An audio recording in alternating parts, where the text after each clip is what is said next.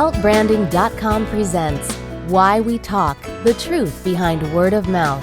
7 reasons your customers will or will not talk about your brand by BJ Bueno.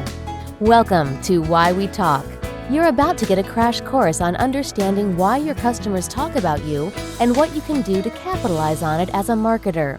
Together, we're going to get to know the biological drivers behind human gossip and how this translates to word of mouth about your business, what you can do to facilitate positive word of mouth, and what to avoid. Have fun. Albert Einstein gave his students a test. One student pointed out that the test contained the same questions that had appeared on the test the previous week. Dr. Einstein replied, "Yes, but this week, the answers will be different." This program is dedicated to marketers and business owners committed to building honest relationships with customers every day. Copyright 2007 by BJ Bueno, all rights reserved.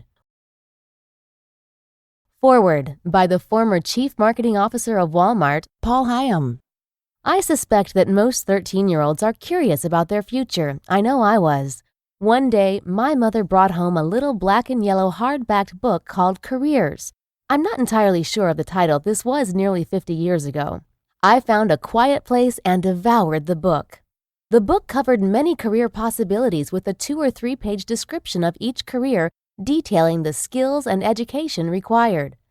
I skipped most of the chapters after 2 or 3 sentences until I got to the chapter on advertising. I felt like I'd been struck by lightning. The skills required were not only the very things I was interested in, but I was good at them. There was nothing said about math, and that sealed the deal. Any business that used words, pictures, and ideas was clearly superior to doing arithmetic forever. This was the career for me. Thanks to my mom's gift, I never gave casual or serious thought to what I wanted to be when I grew up. In fact, that career focus influenced the elective courses I took in high school. I chose my minor in psychology and art well before I registered as a college freshman. When I went to college, I only had one major, and if I could choose my course of study all over again knowing what I know now, I would keep it the same. After I completed the required coursework in advertising, I began to realize that I didn't know very much, and since it was time for me to get a job, I was horrified by how much I didn't know. The first half of my career, I became a relentless student of what others in my field said and did. I learned methodologies, processes, and measurements from great thinkers and practitioners in the advertising business. It didn't occur to me that if all I did was what everyone else did, I limited my potential to the norm, safe but average. Not a very exciting prescription for business or career success. As my business responsibilities grew, my bosses continually pointed out that business outcomes or results always trumped the most sophisticated marketing processes. My safe harbor of best practices and advertising measurements were meaningless if I didn't actually grow market share for my company. What good were low-cost CPMs if they didn't build the business? Only in light of the expectation of growth and profitability did I realize what was really important for a marketing executive: growing the business. Fortunately, what I had studied and learned was useful to my new philosophy, but it was just the beginning of a more rational practice of advertising and marketing. One of my first steps was to hang a quote by Shakespeare in my office: "What's past is prologue." What was next was far more important than what I knew, and the process of figuring that out made my career. I was recruited from Target to be the CMO of Walmart in 1989, a dream job for a marketer. Walmart was firmly focused, obsessed really, on customers, and stressed the importance of respect for the people who came into their stores. That became my bully pulpit. Of course, expectations for results were intense. I had to figure out how to influence people to choose Walmart more often than our competition, and believe me, the competition was good. In this supercharged environment, I realized that to be chosen, we'd better be worthy of being chosen. The priorities of our business would have to be the priorities of our existing and potential customers. We had to become an observably better choice to customers. I learned that in spite of the branding trends, businesses didn't make brands, they made things or provided services. Brands were just convenient symbols for people's experiences with those goods and services. If we wanted to have customers for life, not customers for this week's circular, we'd have to do things differently from other marketers, different from conventional wisdom. We could never tell customers what to think or say. I learned to respect and celebrate those people kind enough to shop in our stores. In fact, I learned to give a voice to the beliefs and experiences of our customers. And I learned that research was really about honestly listening to what customers thought and wanted and sharing the results with employees of the company so that they felt part of fulfilling the expectations of customers. This new against-the-grain advertising and marketing strategy changed the way we did things like buying media, communicating our advertising message, and demonstrating our devotion to our customers in our stores. It was so much simpler than the uber-trendy, go-with-the-flow, complex, scientific methodologies that I believed were so important. It required a lot of discipline to disavow the premise that customer-centric marketing was enough. I hung a sign in my office, something that I wrote for a meeting, to remind me that our customers' priorities, not ours, were most important. It takes more effort to keep things simple than it does to allow them to become complicated.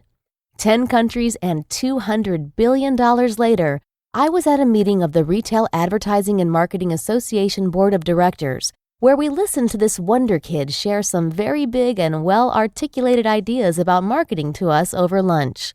Though ridiculously young to know the lessons that had taken me most of my career to learn, BJ and I were drawn together in a friendship that has celebrated learning and ideas. In fact, as I mark 5 years of retirement from Walmart, I'm pleased to say that BJ and I still make time to share ideas and talk about new life lessons we've learned and how they apply to marketing.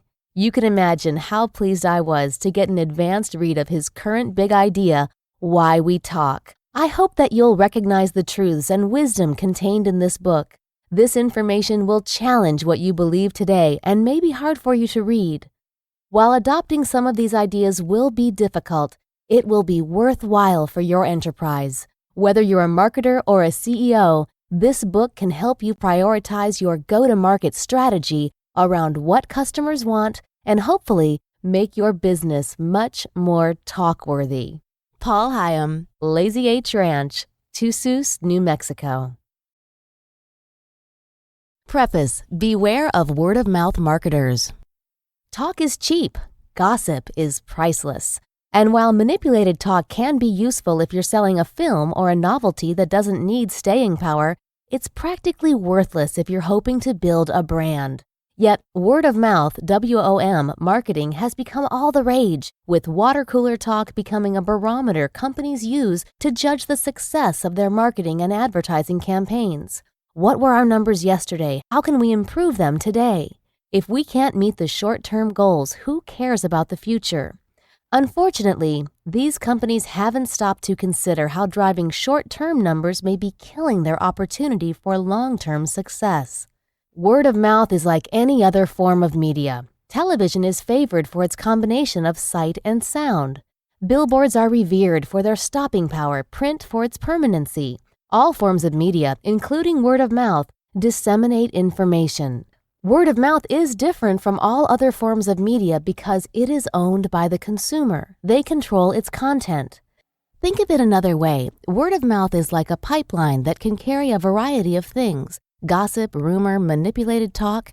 It's no different than a pipe's ability to carry drinking water or sewage. You just can't mix the two in the same pipe, or thirsty people have a problem. The best and highest use of the word of mouth pipe is to allow it to be the people's channel, carrying their gossip and musings. If you pollute the pipe with marketing propaganda, you destroy its purity and ultimately its ability to serve your brand long term. Some word-of-mouth marketers claim you benefit from word-of-mouth during specific windows of opportunity. That's nonsense. Promotions and events have windows. Brands have permanence. As long as consumers benefit from a relevant experience with the brand, they will talk. Consumers don't need to be given a marketing cue card. They need an environment that allows them to draw their own conclusions and to define their own experiences. The problem with modern marketing is its overwhelming urge to quantify everything. If it can be measured, you can charge for it, and yes, size does matter. The bigger the measurable impact, the larger the monetary compensation for generating the result. The newest playground for metric maniacs is word-of-mouth marketing. The Word-of-Mouth Marketing Association declared in 2005 that it was now using word-of-mouth units to measure the effect of word-of-mouth on ROI. This is further proof that, to its own detriment, marketing has evolved into an industry more focused on making short-term money than on making long-term sense. Numerous books on poker have been written to teach players the best ways to behave in certain situations based on available statistics.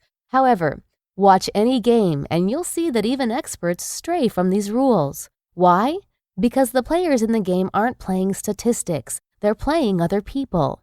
The best way to play isn't always revealed by statistics. Statistics give a glimpse of where people are, but they don't tell you where people are going or how they will get there. It's one thing to know what movies are making the most money, but that's not the same as predicting which ones are going to make the most money. If someone could forecast that, the movie studios would be a lot happier. Look at what's happening.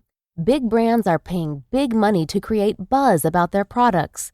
These companies then insist they don't pay people to talk, which technically is true. They only give their buzz agents free products, coupons, and points if they do their homework and report back to the mothership. What do you think happens when the buzz campaign ends? Do you really think consumers keep yakking about a product when the incentive to do so disappears? Worse yet, the next product sample shows up in the mail and they're asked to buzz on a new client's behalf. That's not pure word of mouth. It's promotion attempting to use word of mouth as a media vehicle, which is no different than using radio, television, or direct mail. Ultimately, it runs into a dead end and is enormously risky for companies wanting to build lasting brands. Promoting products is a totally different discipline than creating brands. True word of mouth is totally different than word of mouth marketing. Marketers are in control of communicating a message, but consumers are in control of building brands. Word of mouth is a single-use medium or a single-use stream, if you will. You can pollute the stream with short-term product promotion, or you can leave it for the consumer to use to embrace your brand. It can't be used for both. If you inject your own marketing into the word-of-mouth stream, you pollute its best and highest use, brand building. Manipulating word of mouth to promote a product is like cutting down a forest and using the trees to make paper for millions of flyers that can be passed out to promote saving the trees. Unfortunately, once you've reached millions of people with your Save the Forest message, the forest is decimated. We believe that tampering with the natural rhythm of word of mouth is dangerous for brands because the best brands are built by true word of mouth and gossip. So, pick your poison. If you want to sell product in the short term and aren't worried about building a brand, if you've exhausted every other medium known to mankind, pick up the phone and call any of the self-proclaimed word-of-mouth marketers and buzz practitioners. They've got the metrics on their side. But be cautioned. Once you pollute the word-of-mouth pipeline, there's no turning back. If you're marketing movies, selling novelties, or liquidating books, have at it. These things are not likely to become brands, and you will not need the power of word of mouth in its purest form. If you are relying on the consumer to turn you into a brand that is embraced by a legion of loyal evangelists, however, don't pollute the best marketing tool ever to roam God's green earth. Part 1. Overview of Why We Talk. This audio program is about why we talk, or more specifically, why your customers talk. For business people, this audio highlights the significance of putting your ear to the ground and listening carefully to the whispers of your customers. Listening is your most important discipline if you want to succeed in harnessing word of mouth. Management sage Peter Drucker reveals, the most important thing in communication is hearing what isn't said. The consumer has won. Those who still believe you can control the consumer are dead wrong. It's over. Thanks to technology, the consumer has won. We are living in a hypersonic word-of-mouth world. We're connected in ways that didn't exist a decade ago or even minutes ago. The rapid advance of technology that allows us to communicate globally has not only shrunk the world, but has also shrunk our timelines for success or failure. Because of this, we need to look for more relevant answers than we relied on decades ago, last week, or even yesterday. Much of what we've learned from powerful brands with loyal customers confirms that we must move away from marketing rhetoric and align with people's biologically and psychologically rooted unchangeable behaviors. We need to rally around the truth about our customer, not the truth about our product, and certainly not some trademarked process used by marketing practitioners trying to manipulate sales. The power of cult branding reveals that the strongest brands like Apple, Harley-Davidson, Oprah Winfrey, and Volkswagen embrace the consumer's control. These brands intuitively know what you hope to learn by reading this book. Word of mouth can't be created. Instead, we must focus all our energies on creating the stuff consumers will want to talk about. Our job as marketers is to put passion in their hearts by delighting them and fulfilling their needs. We can't put words in their mouths. If we do, they will only spit them out. The power of the consumer's voice and the power they have to influence others has been greatly amplified by technology. The control of your business is now on their lips, not within your corporate towers. The essence of why we talk. Talk is the most powerful media network in the world. It can rescue a dying brand or crash an enormous advertising budget overnight. The power to say something, to express our opinions, to reveal our feelings, and to be heard is one of the most precious gifts we have. We talk because it is our nature to do so. Talking benefits us. By talking, we can find a banana if we're hungry, or negotiate for love or oil. We talk because it helps us gain what we want. We talk because we need to be heard. Acceptance of our perspective by others elevates our status and becomes the currency of our own self-worth. Having someone listen affirms our importance. As humans, we have a biologically and psychologically rooted desire to communicate. As the anthropologist Robin Dunbar put it, language enhances our ability to communicate, to survive in a complex, constantly changing social world, and to mark other individuals as friend or foe. Essential word-of-mouth lessons for all marketers. If you truly understand the next 537 words, you're positioned to capitalize on the most powerful communication medium in the world. Business is currently recognizing the effect of word-of-mouth marketing rather than the cause of why consumers talk. Word of mouth is organic. It happens on its own. By trying to invent ways to control it, you destroy what makes it special and appealing to people in the first place. The important thing to recognize is that you cannot control the consumer's experience, which is what feeds word of mouth. When we say brands belong to the consumer, we mean the consumer's experience with the brand is the brand.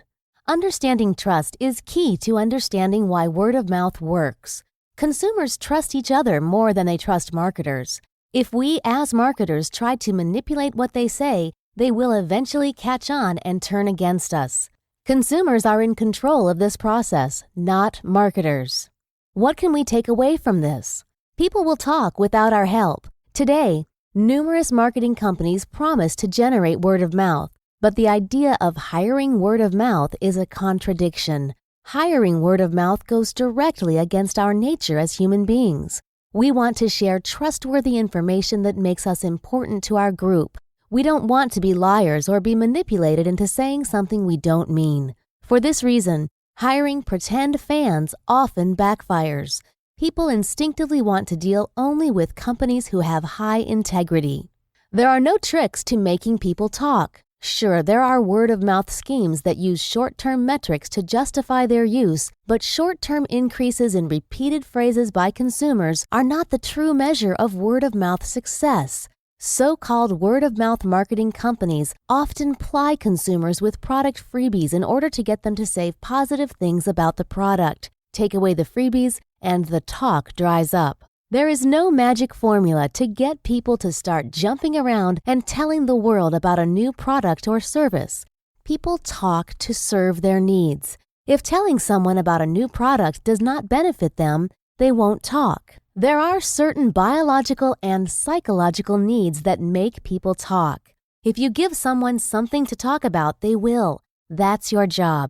Create experiences for your customers through your products and services that give them something to talk about. And once they start talking, don't try to manipulate the conversation. Sit back, listen, and learn. They will tell you how to create the next thing that will amuse and surprise them and keep them talking. The best brand architects create communities not by motivating people, but by building an environment where motivated people are willing to make a maximum contribution. Psychologist Abraham Maslow had a cautionary question for us all. Why then do we frequently design organizations to satisfy our need for control and not to maximize the contributions of people? If today's word-of-mouth marketing practitioners had heeded his warning, they wouldn't have created systems to control the dissemination of information. Information control systems may create good short-term metrics, but ultimately, they can destroy the brand's ability to be embraced by the consumer. Take the number of weight loss products you've heard about that guarantee someone will lose weight compared to the number of people you know that have actually lost weight using them. The 7 principles of why we talk for marketers. So, how do you produce authentic word of mouth? You work hard to create amazing experiences for your customers, experiences worth talking about. Here are 7 principles to help you better understand your customers' world of talk. 1. The principle of integrity. They know that you know that they know. People know you have an intention and that you know that they know you have an intention. What this means from an advertising standpoint is they know you are trying to sell them a product, and they know that you know that they know that you're trying to persuade them. Unless you are very adept at meeting their needs, you're going to encounter an impenetrable barrier. Don't think you can deceive them into believing they're not being coerced into buying a product. Even if you think the advertising is solid, they're still going to know.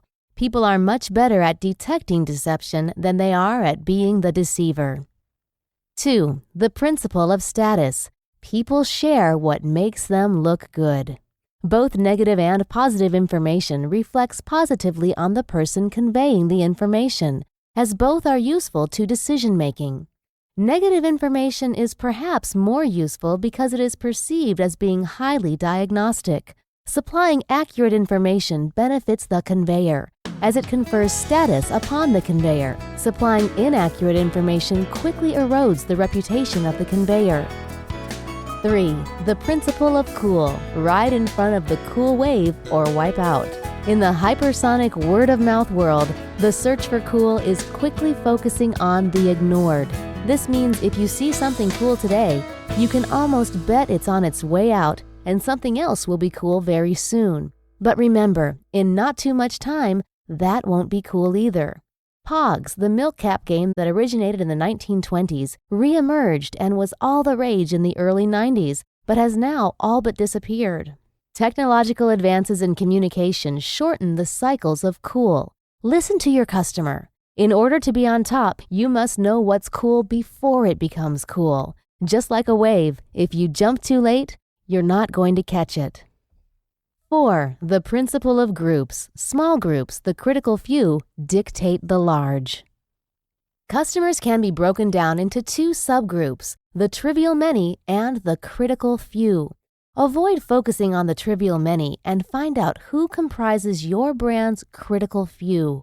They are the ones who truly influence their subcultures. The same principle that applies to individuals applies to groups. You need the influence of many small groups to create a movement. A small group of particular importance is teenagers. Do not ignore them because they don't fall within your target demographic. When you're not looking, they will eat you alive. They are more internet savvy than their parents. They know how to access information, and their parents rely on their opinions about purchasing decisions because teens know how to get around on the internet. In many respects, teens are both the gatekeeper and the bridge to influencing your customer. 5. The principle of influence. Everyone is influential, especially on the internet. Connectivity changed the landscape of influence. Everyone is able to influence people in some way on some subject. No one can affect people's decisions in every category. Those who provide more useful input gain more status and are more likely to be listened to. Knowledge is power, especially on the internet, where normal social cues like body expressions and facial reactions are not in place. As a result, anyone can say what he or she is thinking. Comments are judged by their accuracy and value rather than the person's background. 6. The principle of meaning. People talk about what's meaningful to them. Listen carefully to the critical few to find out what they care about and give them something to talk about. If you can find ways to amuse them, surprise them, or give them information that will give them esteem among their peers, they will talk. Everyone else will follow. And finally, 7. The principle of surprise.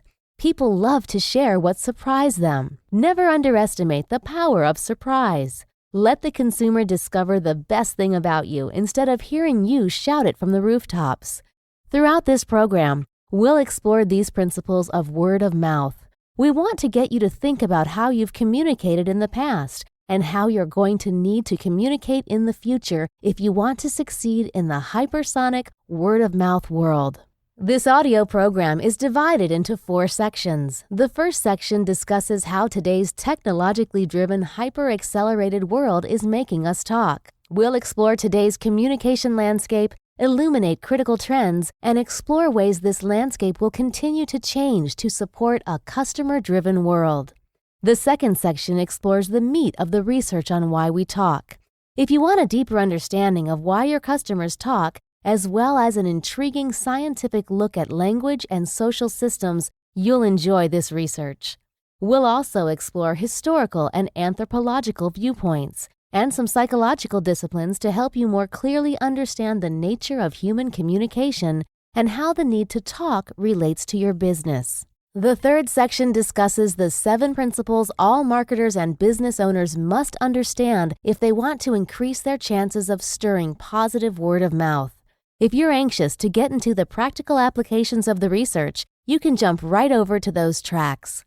The fourth and final section summarizes what we've learned and shares insights to help marketers better understand their role in today's hypersonic word-of-mouth world. Part 2. A hypersonic word-of-mouth world. A discussion of how today's technologically driven, hyper-accelerated world is affecting the nature of talk. You'll gain a valuable understanding of how the communication landscape has changed and how it will continue to change to support a customer-driven world. The forces behind talk. You don't need to listen to this book. You already know why people talk because you already know why you talk. There is no difference. People have talked for thousands of years for the same reasons they talk today. Talking is part of who we are. The infusion of technology into our lives magnifies what we have always done and helps us to do it faster, as if we're right there, rather than a million miles apart. We can now share our voice, image, and ideas via our virtual presence with tools like email, instant messaging, text messaging, blogs, podcasts, and services like myspace.com. A grandmother 3 states away can view the ultrasound video of the new grandbaby minutes after the image is captured. We're all connected via a plethora of virtual media. Within seconds, the world knows about major events on the other side of the globe, and within minutes, the entire office hears about a win, a loss, or an impropriety between coworkers. What is this force that drives us to talk? Why do we do it, and why do we enjoy it so much? We talk because it benefits us. We communicate to acquire the things that make us feel complete. Speaking helps us secure a banana if we're hungry, or negotiate for love or oil. Talking helps us gain what we want. Our lives revolve around one important concept, me. But that me is not alone in the world. That me is connected to you. We are all storytellers, and every story we tell reveals something about our own personal needs. We tell stories and share information because we are the center of our universe. Sitting in a new restaurant, have you ever asked the server, "What do you recommend?" When making plans for Saturday night, have you ever asked a friend, "What movie should I see?" You're not alone. We all rely on the opinions of others to help us make our decisions. I remember sitting in the theater watching the previews before the movie began. An eye appeared on the screen for a few moments, staring. Suddenly, the veins popped out and the skin turned green. Wow, it was a teaser for Hulk, one of my favorite superheroes. He is the ultimate alter ego, green and mean with a dash of compassion. I am an easy sucker for a great adventure story, especially when my favorite hero is the star.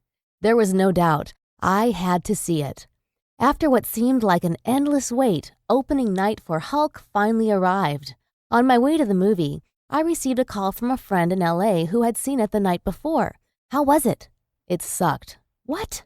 Don't even watch it. I was dumbfounded. I didn't want to believe that the movie starring my favorite superhero could suck, but I trusted my friend. If he didn't like it, I probably wouldn't like it since we have a similar taste in movies. I immediately changed my plans and went to see another movie. Later that evening, I called my brother who was planning to see the film. Salim, I don't think you want to see it. I heard it sucks. What? Yeah, Joy and I just watched some chick flick instead. That sucks. Hold on a sec, bro. I have to text message my friend so we can do something else. All it took was one friend calling me to stop what I later calculated to be more than 20 people from going to see the movie. And that is only the people I know who were affected directly. Amazing. Little did I realize we were a small part of a peer-to-peer wave of word of mouth that managed to crash the opening weekend of the movie, whose production and marketing budget exceeded $177 million. It was unexpected. Other studios expected Hulk to be such an inevitable success that they chose other weekends to release their films. The massive, unsolicited word-of-mouth campaign fueled by the opinions of disgruntled customers caused Hulk to come crashing down 69.7%, from $62.1 million the first weekend to $18.8 million the second. Fans are just as quick to promote a movie as they are to slam it. Amidst negative publicity and studio concerns over a $200 million budget, Titanic opened to a mere $28.6 million weekend. The buzz from that weekend, however, was tremendous. In its second weekend, it jumped by 23.8% to $35.4 million. Powered by the overwhelming momentum of pure word of mouth, Titanic went on to become the #1 grossing movie of all time, both domestically and internationally, a record it still holds as of this production. In 2005, the movie industry experienced an 18-week sales slump from the previous year. Is Hollywood slacking on its productions? Possibly. More likely, it's the result of technology changes like the startling increased use of cell phones, text messaging, and blogging as everyday communication tools in the last 5 years as we entered the age of the hypersonic word-of-mouth world. Massive advertising campaigns can no longer mask consumers' opinions. Rick Sands, currently the chief operating officer at MGM, confessed, "In the old days, we used the term buying your gross. You could buy your gross for the weekend and overcome bad word of mouth because it took time to trickle out into the general audience. Those days are over. Today, there's no fooling the public." Buying your gross translated into deception. Even if consumers hated your product, you could muffle their voices if you spent enough money. Today, talk is lightning fast, driven by increasingly efficient communication methods. This presents a difficult challenge to an industry that is relying on an old formula to lead them into the future. A new connected world is defying the old rules. The most powerful media are changing. In 1995, it took 3 television spots to reach 80% of 18 to 49-year-old women. In 2000, it took 97 spots to reach the same number. Screams are heard throughout the business world. Mass media is dead and the direct marketing methods are all we have left. Marketing is doomed. We are at the mercy of an angry mob of customers. To which we reply, get a grip. While people have always been vocal about their displeasure, they are also quick to celebrate what they love. Great companies have always listened to their customers, striving to understand and serve their needs, wishes, and desires. The dynamics of a connected world present all of us with an opportunity to truly speak to the customer's needs. What we are seeing in the world is a leveling of the playing field. Today, companies have to include the customers in the boardroom and add the consumer's needs to their strategic plans. How can this be a bad thing? A better question is, what took so long? Grunt-of-Mouth Grows Up. I bet that a lot of word of mouth was generated when the first woman figured out how to start a fire. Imagine the excitement when Uga called her friends over to show them her creation. Their delight, surprise, and intrigue spread grunts of Uga's creation to the rest of her tribe. Grunt-of-Mouth was born. Jump ahead to around 1438 AD. The Incas' vast communities required a system to convey messages over long distances, so they trained boys from early childhood to become chasqui. The chasqui relayed messages cross-country. For example, if an army general in Nazca needed to report a village uprising to the Sapa Emperor Inca in Cuzco, one chasqui runner would start from chasqui Post A in Nazca and run about a kilometer to the next chasqui waiting outside another hut at Post B. Like a relay race's baton, the message would be propagated using this system over hundreds of miles by hundreds of runners until the last runner reached the Sapa Inca and delivered the message. In case you're wondering, the messages were delivered word for word without error. Now, take another scenario. August 28, 1844. Fiddler Dick and his gang strike again. They had been robbing people in crowds at railway stations and making their getaway on the train to the next town. Since news of the robbery could not travel faster than a train, they had never been caught. They probably assumed August 28th would end like every other day. What they didn't consider was a new invention called the telegraph. Once the robbery was discovered, the destination station was telegraphed with the news. When Fiddler Dick got off the train, he was greeted by the sheriff and hauled off to jail. News was traveling faster than anyone could imagine. Welcome to your lifetime. In the fourth quarter of 2003, Casey Neistat wanted to replace the battery on his Apple iPod. Unbelievably, he discovered that battery replacements were not part of Apple's iPod accessories. Apple suggested he buy a new iPod. Being a die-hard Apple fan, he did, but felt something should be done to change this policy. Casey and his brother Van set out to make a movie to be broadcast over the internet. The movie showed Casey traveling around New York City, spray painting stenciled text over iPod launch posters. iPod's unreplaceable battery lasts only 18 months. A few days after directing a few friends to their website, they were up to 40,000 hits. By the end of the month, the site had over 1 million hits.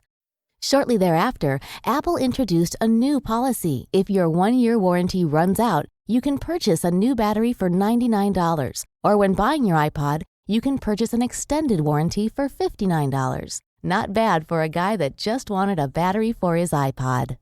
Technology has exponentially increased the efficacy of word of mouth, helping movies, products, and even political agendas become failures or successes overnight. And if the history of man's inventiveness is any indication, we've only just begun. Time compression, the need for speed.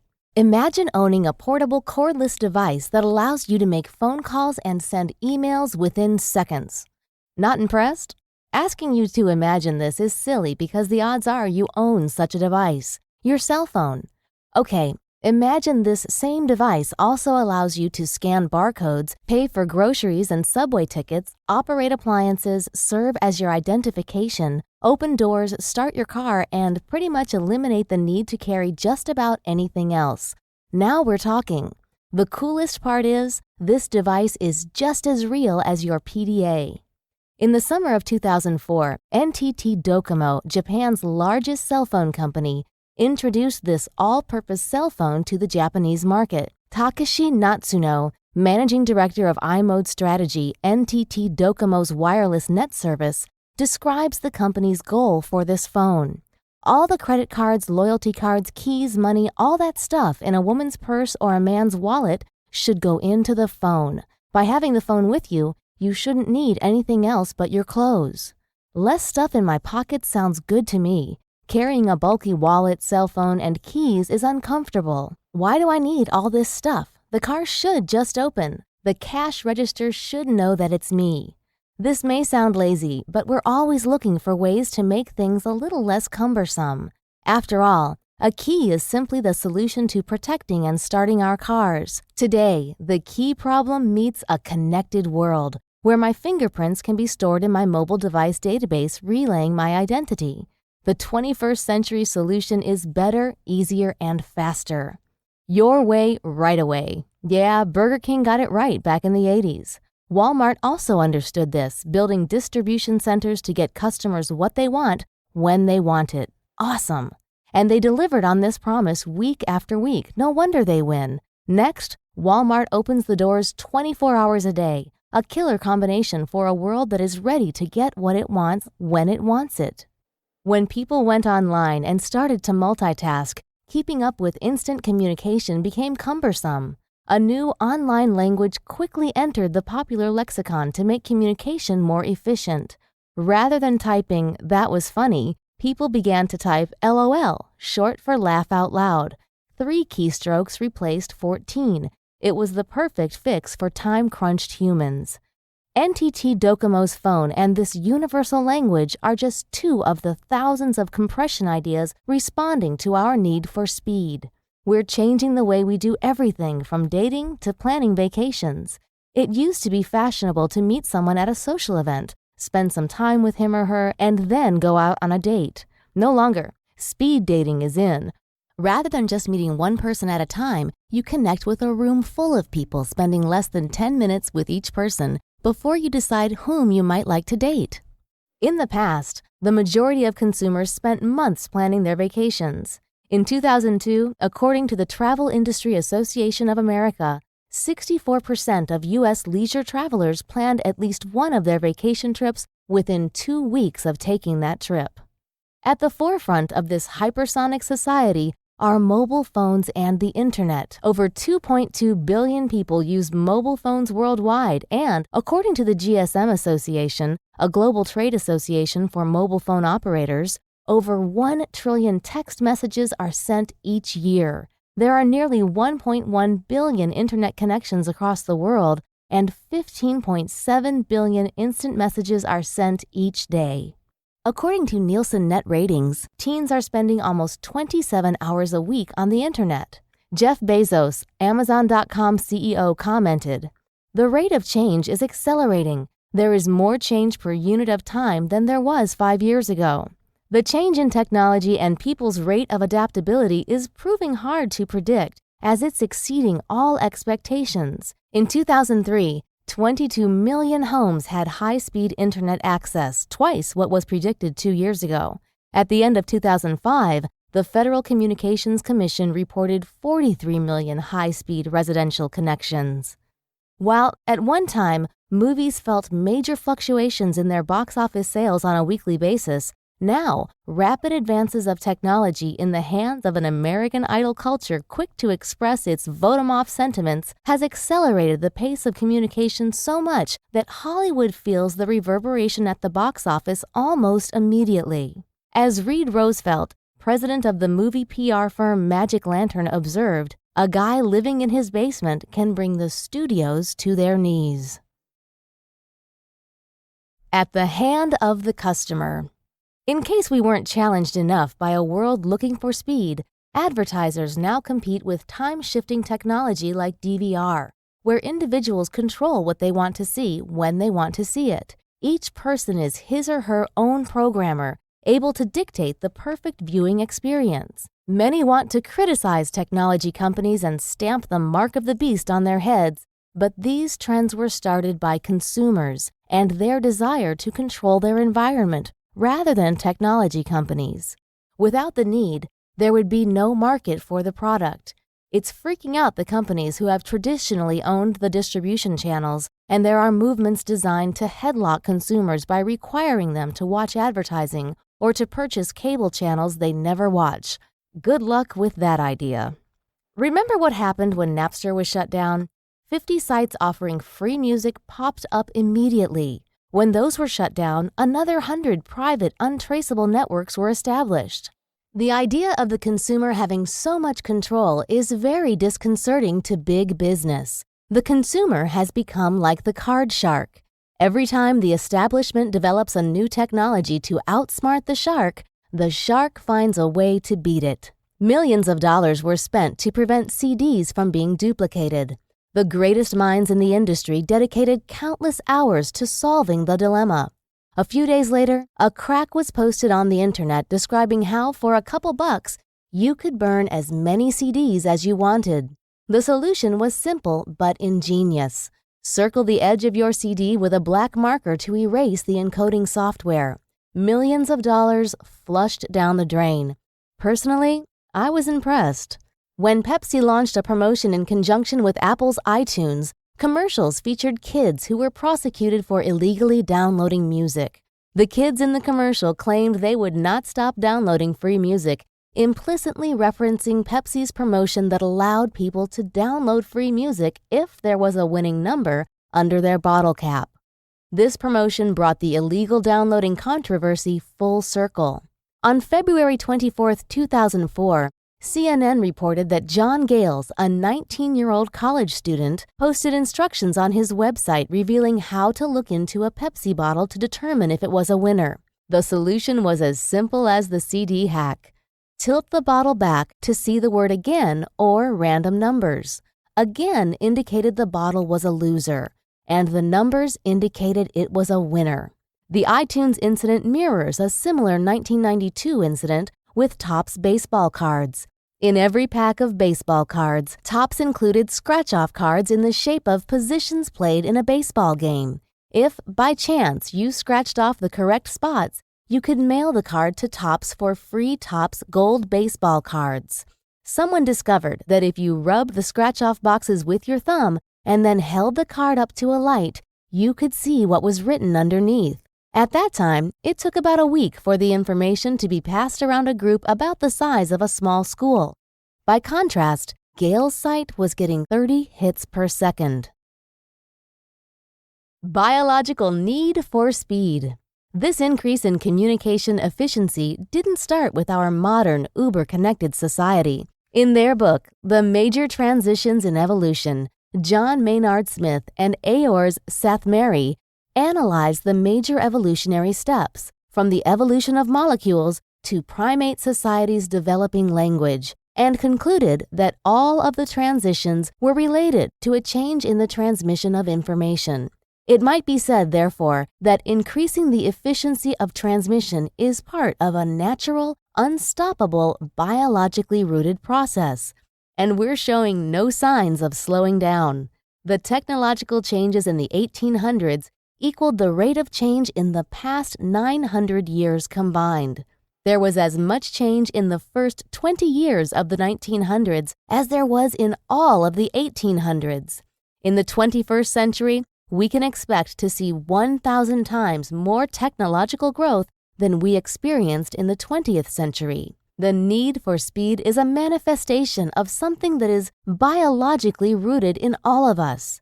It's way more significant than cyber nerds wanting to show off their latest toy with holographic technology. In response to the technology-driven overpowering control of the consumer, marketers have responded by attempting to categorize consumer behavior. What people are likely to buy, what categories people are likely to talk about, and with whom. The problem with these studies is they tell us how consumers behave, but they fail to reveal the all-important why. We must begin to qualify instead of quantify. Quantification tells where people are with some possibility of statistical error, but qualification gives insight into how they got there and where they are going. Time compression technology has only supported our natural drive to communicate. Like a microphone or amplifier, time compression technology doesn't change the speaker's voice, it only amplifies it. As Howard Rheingold, a prominent thinker on modern communication and creator of the term virtual community, observed, when you move discussions online, the fundamentals of human nature always scale up. Simply put, technology provides a superior channel to satisfy our need to be heard. We are talking for the same reasons we've always talked. Technology has only magnified our voices and given them hypersonic speed. Media fragmentation. You don't need mass media to inspire mass interest. People don't want to be talked at, people want to be talked with. Media authority Don Tapscott writes, This shift from broadcast to interactive is the cornerstone of the N generation, net generation. They want to be users, not just viewers or listeners. This mentality is captured well by one of Tapscott's interviewees in the late 1990s. "I love being able to skip all of the fancy advertising if I'm in a hurry," says 18-year-old Andy Pichogel of Oakdale, Minnesota. "I don't have to wait for something to load if I just need to click on a link to another page. I don't even pay attention to the ads on search engines because I'm there for a different purpose, to look information up. If only I could skip commercials on television." Well, Andy, you can skip the commercials, and you should if they don't give you the information you need to make your life better. Despite the screams from industry leaders, Andy is not trying to be mean to marketers or steal money from the hard-working folks in the media. Andy is simply doing what is genetically and biologically rooted in him. He is following the instincts that helped his father's father survive by focusing on those things most likely to increase his happiness. That's great. Way to go, Andy. You represent our most recent evolution, and we agree. I'm here for a different purpose. Pay attention. His purpose is different from the marketer's purpose. He is looking for something that serves him, and oftentimes his needs aren't being served. This is the consumer's new control, their way, right away. Andy and his buddies can skip our commercials. Doom for television, doom for radio, doom for newspapers, and just wait, cable TV. You too will suffer. Ignoring irrelevance. People have been ignoring bad or irrelevant communication for a long time. Not much has changed. With the remote control's mute button, people can ignore not only what we say, they can silence noise altogether. The decision not to listen or to channel surf during our discourse on irrelevance is at their fingertips. Do you know that 85% of ads don't get looked at? We're not even hated. They ignore us. So the most important thing as far as I'm concerned is to be fresh, to be original, to be able to compete with all the shocking news events in the world today, with all the violence. Because you can have all the right things in an ad, and if nobody is made to stop and listen to you, you've wasted it.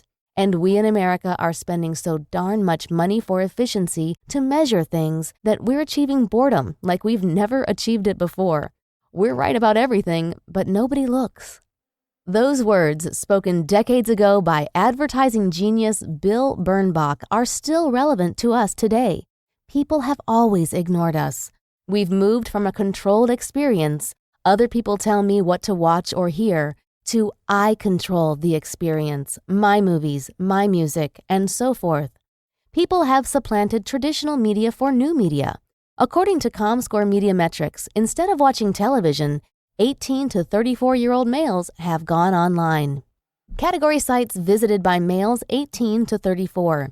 71% pornography, 53% music, 51% auctions, 48% sports, 39% retail consumer electronics, 38% automotive, 35% retail apparel, 34% gaming, 32% movies, 31% personals, 30% careers.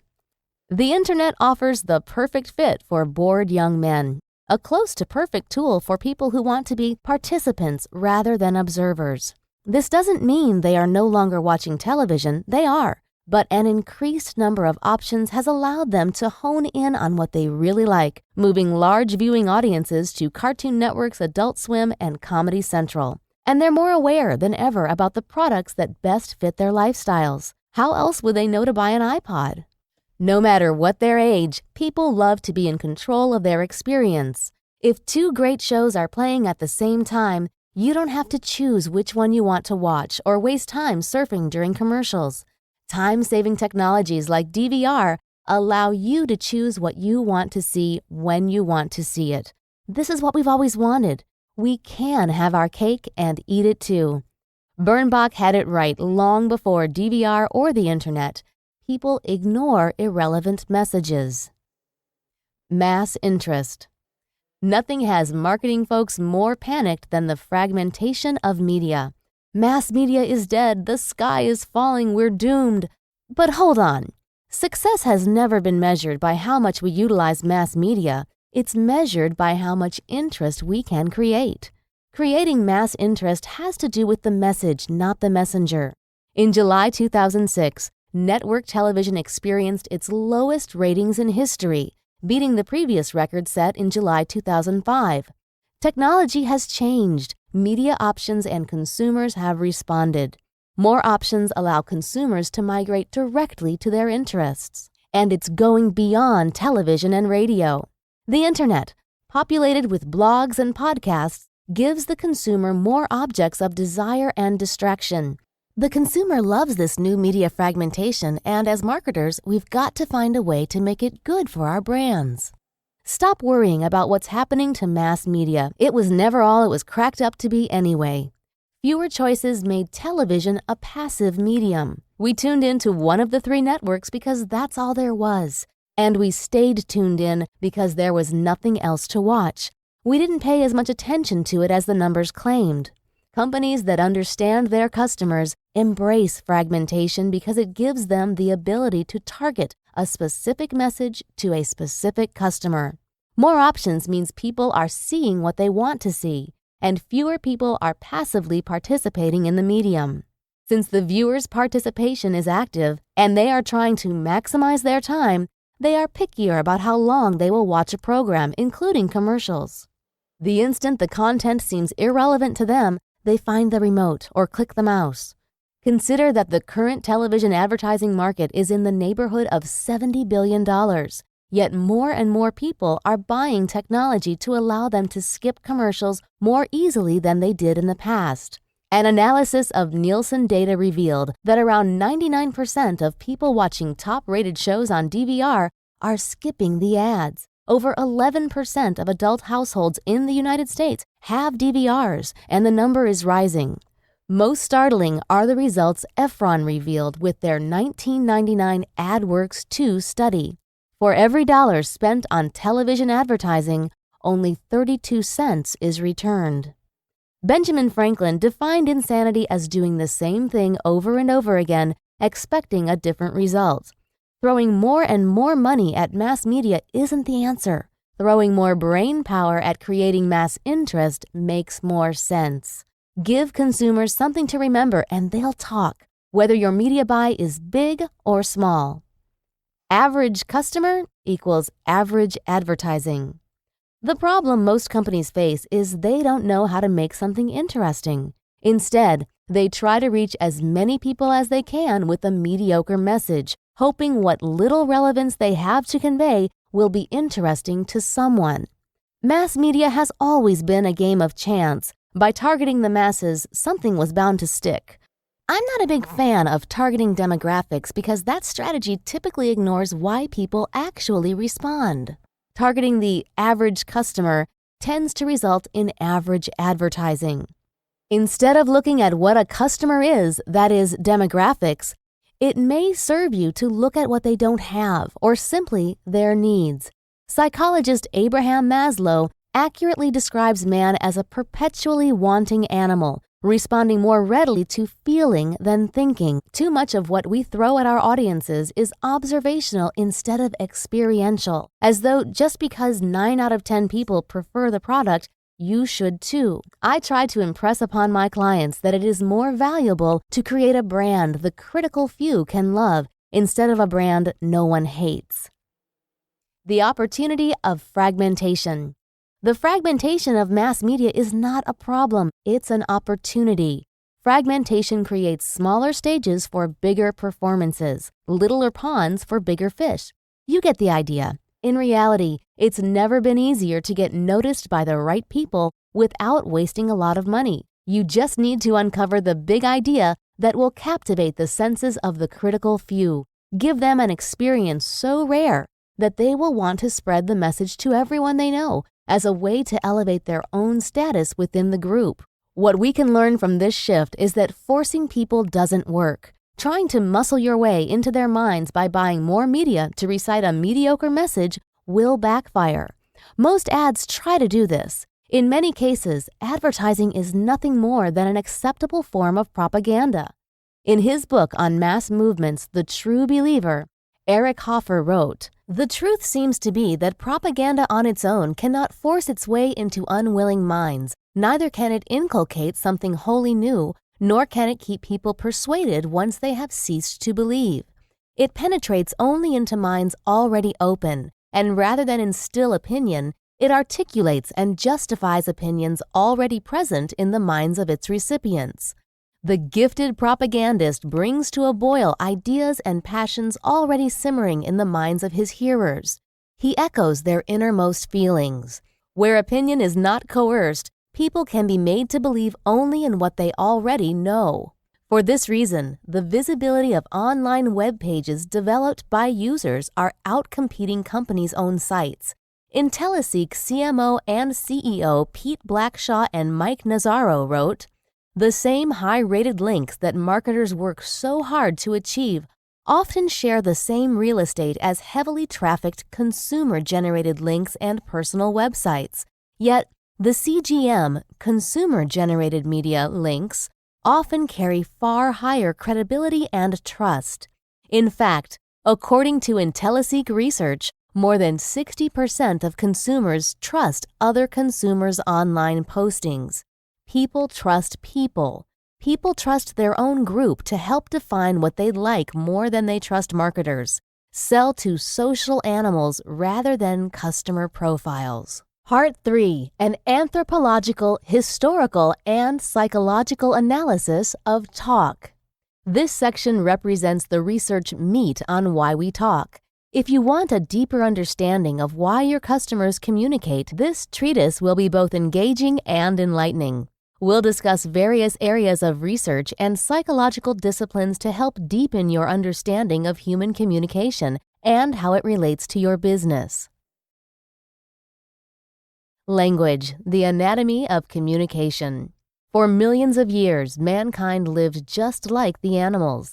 Then something happened which unleashed the power of our imagination. We learned to talk. We learned to listen. Speech has allowed the communication of ideas, enabling people to work together to build the impossible. Stephen Hawking. My mother says I started talking when I was 7 months old. I said agua, which is Spanish for water, and I haven't stopped talking since. I love the brain buzz of a good conversation. Nothing in the world thrills me more than the drama of life. Learning something new, finding out about a great new gadget, or the next new thing. At only 7 months, I discovered the ability to formulate my own communication by mimicking the world around me. Amazing! I translated the sounds I heard into vibrations with my vocal cords and conveyed something meaningful to my parents. I discovered the power of communication. But understanding what I have done naturally now for 26 years has not been as simple and natural as the conversion that happened in my brain as a baby. We often hear that you have to crawl before you can walk. You also must listen before you can speak. How word of mouth really works is understood when one contemplates this miracle of infancy. Now the question has become, as my mother constantly asked, "¿Por qué hablas tanto?" Why do you talk so much? The new Tower of Babel. The Lord said in Genesis 11:6 and 7, "If as one people speaking the same language they have begun to do this, then nothing they plan to do will be impossible for them. Come, let us go down and confuse their language so they will not understand each other." Speaking stirs the imagination. The World Wide Web helps information reconnect to itself at lightning speed. The modern-day Tower of Babel is the Internet, where Chinese children can communicate in real time with American kids using online translators. This new tower is overcoming the language barrier and unifying cultures of people through a single interactive environment where we all talk. The implications of the Internet have industries wishing they could play the role of Lord and knock the tower down. But why? After all, by leaving the tower standing, marketers can capitalize on biologically rooted traits, a superior and more effective strategy for marketing, to sell their products rather than using propaganda and repetition, a far less effective strategy, to convince consumers to buy their products. When man developed language, he began advancing at a rapid rate. Knowledge became easily transmittable across generations, father to son, mother to daughter. It is through talking that people are able to communicate and express their ideas and beliefs efficiently. Talking has helped us build the impossible, from the pyramids of Egypt to the transatlantic cable. Satisfying a basic need. This need to communicate is just as evident in lower primates as it is in humans. In the 1960s, psychologists R. Alan Gardner and Beatrice Gardner carried out a study where they tried to teach American Sign Language to a chimpanzee named Washu. Previous studies had shown that chimpanzees' vocal apparatus is not well suited for speaking. Gardner and Gardner concluded that sign language is an appropriate medium of two-way communication for the chimpanzee. Whether or not chimpanzees can acquire a structured language is unimportant. What is important to understand, however, is that the chimpanzees had a desire to communicate for their own benefit. Concerning these studies, the director of the Center for Cognitive Neuroscience at MIT, Steven Pinker, concludes, "The features of the symbol system were deliberately designed by scientists and acquired by the chimps because it was useful for them then and there. By communicating in a way that made the experimenters happy, the chimps were rewarded. They benefited from communicating through hand signals." Consider another study conducted by Levins and Hopkins. Chimpanzees were placed in an environment with an experimenter and an out-of-reach food source that was accessible to the experimenter.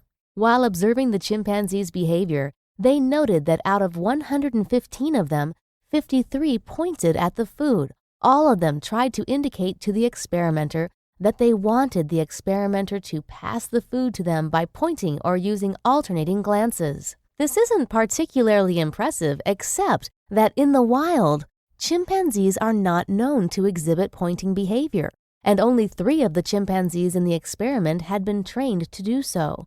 The chimpanzees developed a communicative gesture in order to satisfy their needs. Humans developed communication to satisfy their needs too. Communication for one's benefit is universal. It is not limited only to chimpanzees and humans. Rather, it is prevalent across the animal kingdom, from ants to birds. Communication in order to achieve a benefit is inescapable. This is the crux of word of mouth. Like chimpanzees, small children unaware of the names of objects often point to what they want. As they learn an object's name, the frequency of pointing decreases. By adulthood, pointing accounts for only 5% of all gestures. As children grow, the rather crude communication, pointing, gets replaced by language. Like gestures, language has arisen in communities where it benefits the individual's interests. For example, on many slave plantations, people from different backgrounds were required to work together. Cooperation was difficult because they did not speak the same language. Over time, however, a language arose based on the language of the plantation owners. These languages weren't grammatically correct. Rather, words from the original language were strung together without regard to syntax. The development of these languages, technically termed pidgins, enabled the slaves to communicate and carry out their lives more efficiently. Even though these people did not know the new language of the plantation owners, they selected words and assigned meanings in order to make communication easier.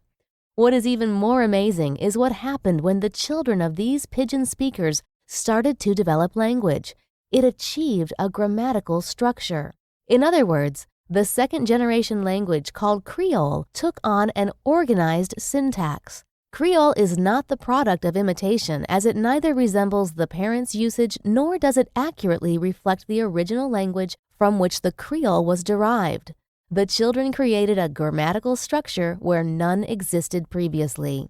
They now had a full language ready for use. And interestingly, this phenomenon is not limited to those who speak with their mouths. It has been extensively studied in a deaf community in Nicaragua. The language instinct. An explanation for this phenomenon is that young children possess an instinct to acquire language in a sensible structure. Steven Pinker, who aptly termed this the language instinct, writes, "Language is not a cultural artifact that we learn the way we tell time or how the federal government works. Instead, it is a distinct piece of the biological makeup of our brains. Language is a complex, specialized skill, which develops in the child spontaneously, without conscious effort or formal instruction. is developed without awareness of its underlying logic, is qualitatively the same in every individual, and is distinct from more general abilities to process information or behave intelligently. Language, therefore, is possibly just as biologically rooted as is the sensation of pain. Both pain sensation and language confer biological advantages. Pain allows us to recognize that we are being harmed, and language allows us to communicate our needs and wants. This language instinct is reflected in the capacity of language acquisition. Estimates on the number of words that the average American high school graduate can understand are in the range of 60,000 to 80,000. Astounding when you consider Shakespeare used only 15,000 words in his writings. These numbers do not account for the quantity of words people actively use, but rather the number they can understand. For example, if I presented you with a made-up word like confuddled, although you hadn't heard it before, you could instantly decipher it to be a composite of the words confused and befuddled. This ability to understand a vast amount of words without previously encountering some of them is a testament to efficacy of language in communication. We are able to understand what people are saying, understand their communication, even though we may not be familiar with every word they are using. The ability of a 3-year-old child to use language is no less amazing than the high school graduate. Although a 3-year-old child is virtually incapable of completing most adult tasks, he can obey language rules far more often than flouting them, respecting language universals, erring in sensible, adult-like ways, and avoiding many kinds of errors altogether. Reciprocal altruism. In considering the origins of language in early hunter-gatherer societies, language at first glance appears to be a liability due to the alerting nature of the voice. For instance, talking could startle an animal you are trying to kill for dinner. How then is language regarded as an advantage? In asking this question, Michael C. Corballis, psychology professor at the University of Auckland, gives 3 answers. 1. Language is arbitrary, allowing it to distinguish between objects that iconic representation may confuse, hand positions mimicking the shape of the object. 2. It allows people to communicate in the dark. 3. It allows the hands and mouth to be used simultaneously for different purposes, such as explaining and demonstrating the use of a tool. All 3 of these reasons illustrate the efficacy of language. Based upon an individual's biological motivations to propagate his or her genes, it appears that these communicative tools would be directed towards revealing a new food source to kin while keeping it a secret from other members of the group. What happens in many groups of animals, however, is the opposite. The one that discovers an advantage, such as the food source, will inform other members of the group about it. At first glance, this seems to destroy that animal's newfound advantage, but it supports reciprocal altruism. If you scratch my back, I'll scratch yours. The food source will inevitably run out. The animal will need another food source, likely to be discovered by another animal in the group. By sharing the information, it is more likely to ensure the survival of the group as a whole. In addition to the survival advantage gained by sharing information, in primates, a social advantage is also conferred to the individual sharing information. By providing information beneficial to the group, one achieves a higher social status as a valuable group resource. In the long run, the animal benefits by sharing, giving his lineage a greater chance for survival. We can relate. When we tell others something good, we benefit. For this reason, we love to scratch each other's backs. This back scratching reveals our need to be part of a social group, to protect us against adversity and nature. In order to ensure group stability, these groups develop dialects and jargon that allow them to mark others as insiders or outsiders. These dialects constantly change to reveal people who are looking to benefit from the group without supporting it. Language, as British anthropologist Robin Dunbar writes, permits us to exchange information relevant to our ability to survive in a complex, constantly changing social world, but it also allows us to mark other individuals as friend or foe. A love affair with research. Marketing's love affair with research has created a language all its own, and it's a language the consumer doesn't speak. Yet, how many times have we seen television commercials where scripts are taken verbatim from a research summary? This is the limitation of research. It doesn't translate literally into the consumer-driven marketplace. Communicating and connecting with our feelings is a challenge on its own, and the problem is exacerbated when marketing teams fail to translate research jargon into communication that connects with their audience. For an example, go to www.whywetalk.com/beerguys. Communication and language are intricately connected and biologically rooted. People communicate to control their environment so as to acquire needed resources.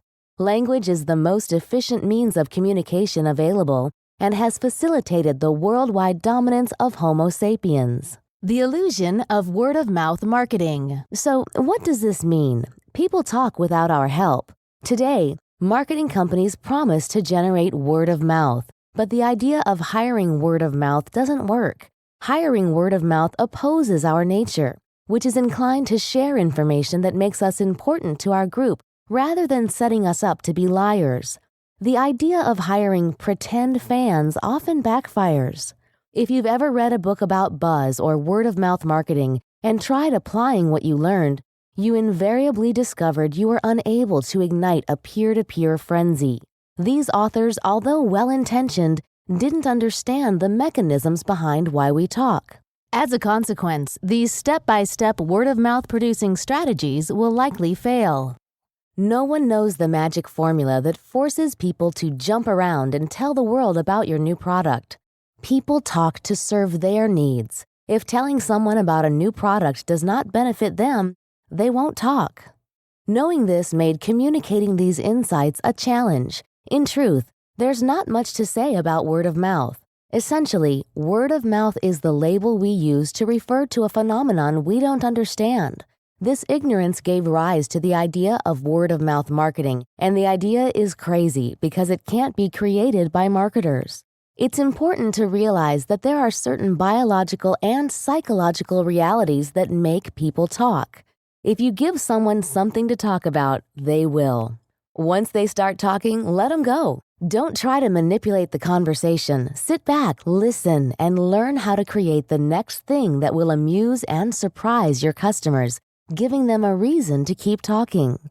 After the power of cult branding was released, people asked, how do you create a cult brand?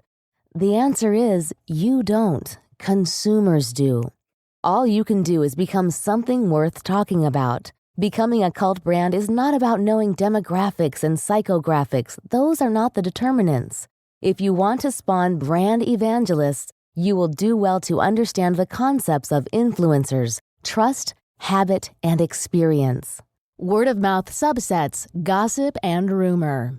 Business currently recognizes the effect of word of mouth marketing rather than the cause behind why people talk.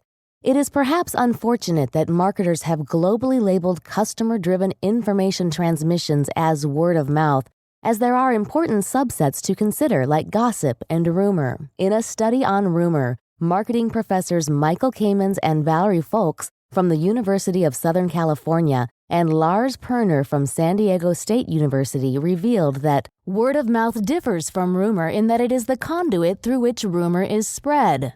This is comparable to the pipes carrying liquids through your house. All the pipes, the conduits, channel a liquid from one place to another. The liquids, like water or sewage they channel, vary.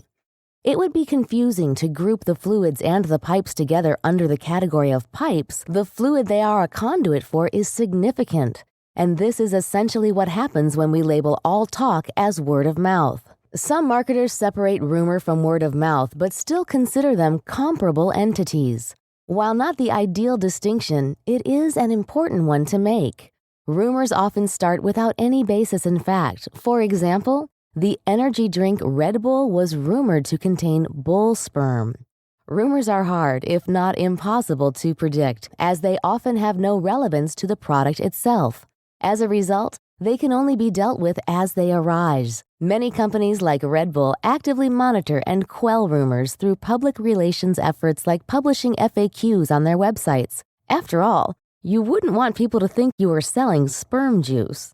Luckily for your businesses, it has been shown that once the word-of-mouth information is labeled as rumor, it is perceived as less credible. Respondents spread 30% of the rumors they heard, but generally believe that an average of 26% of rumors are actually true. People perceive most rumors to be false, and the rate of transmission indicates that people are likely to pass on only those rumors they believe are true, which they filter by the information's credibility and their own personal beliefs. And with this in mind, did you hear about what Tom Cruise did? Gossip, the backbone of word of mouth. An old Scandinavian fable pictures the world as struggling helplessly within the slimy coils of a gigantic sea serpent called Midgard. The social world is within the grip of no fabulous sea monster, but it is entangled and worried by a serpentine species comprising forms running all the way from the elusive wrigglers of private life to the hydra-headed monster that throws coil after coil about nations and organizations of nations. This species is a type of communication. It is gossip. Frederick Elmore Lumley. I do it, you do it, and my mother is the queen of it. What most marketers term word of mouth is really gossip's cousin. While gossip is about people, the gossip marketers try to create is about products. In order to understand product gossip, it is necessary to understand the more traditional gossip, the people gossip we all love most.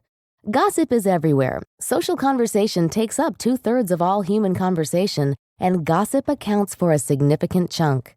As the Spanish saying goes, I don't like gossip, but it really entertains me. Humans enjoy talking, but our real addiction is gossiping.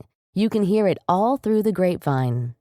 Gossiping is our favorite pastime, and we are good at it. Tabloids and tabloid-like TV shows exist because we love gossip. We've been doing it for a very long time. Contrary to popular belief, gossip is not just idle chit-chat. Rather, gossip serves to establish and maintain social ties. In Psychology Today, Nigel Nicholson, professor of organizational behavior at London Business School, divides gossip's function in the social sphere into 3 categories: networking, influencing, and alliances. These are inextricably linked. Via networking, people ascertain the relative positions of others in the social hierarchy and seek to gain the favor of these high-ranking individuals. Influence is what people use to both gain rank and form ties with those in high-ranking positions. The benefit people provide to the group is directly correlated to their position. As Nicholson writes, when we find an opportunity, we try to advance a good opinion about ourselves to those who can help us. Both networking and influence are products of the 3rd category, alliances. The prerequisite for networking and influence is people to associate with. Without a group, there's no status ranking. Gossip satisfies this basic need to acquire information about the personal and intimate aspects of other people's lives. When people gossip, they are providing what is perceived as exclusive insider information. Exclusivity often proves useful to the group, especially if the information gives the members an advantage because it's about people they know, as is often the case.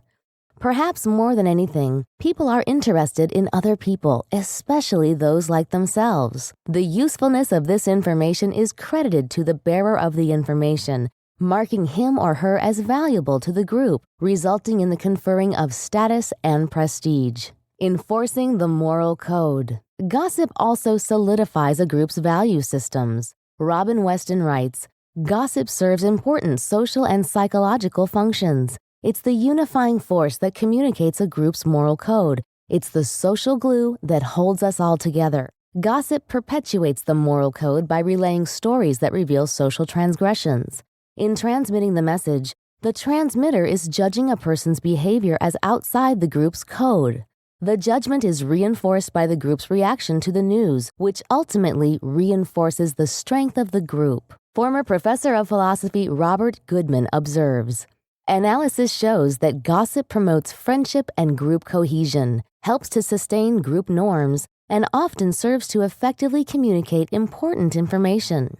Social scientists also emphasize that gossip may be important to the extent that it provides a basis for the comparison of an individual's experiences, feelings, and beliefs with those of others, contributes to one's sense of self-esteem by revealing other people's failings, and enhances status among peers. Reinforcing group ties is perhaps the reason negative gossip is more prevalent than positive gossip.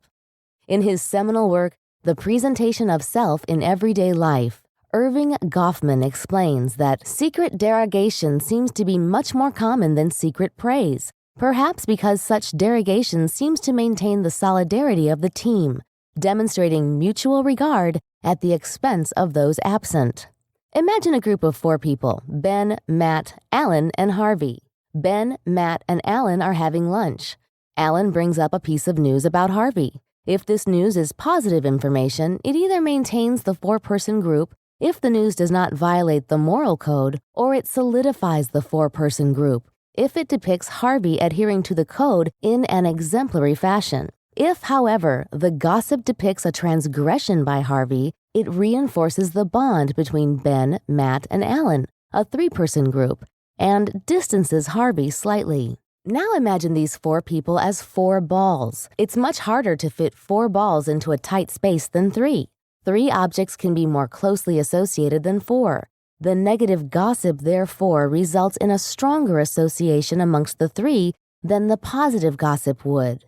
Relating to this desire to form closely knit groups, Aaron Benziev, professor of philosophy at the University of Haifa, writes, "Gossip also satisfies the tribal need, namely, the need to belong and be accepted by a unique group.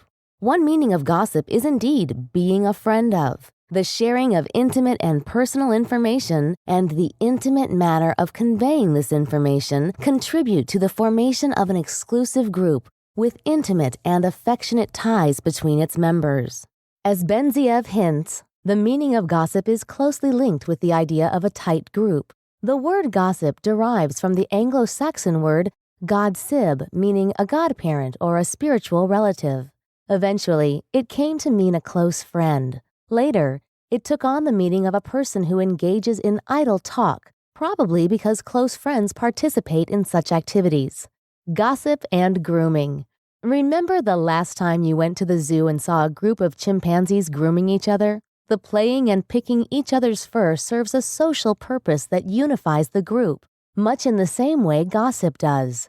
By establishing these groups, the chimpanzees gain protection from other groups. There is safety in numbers.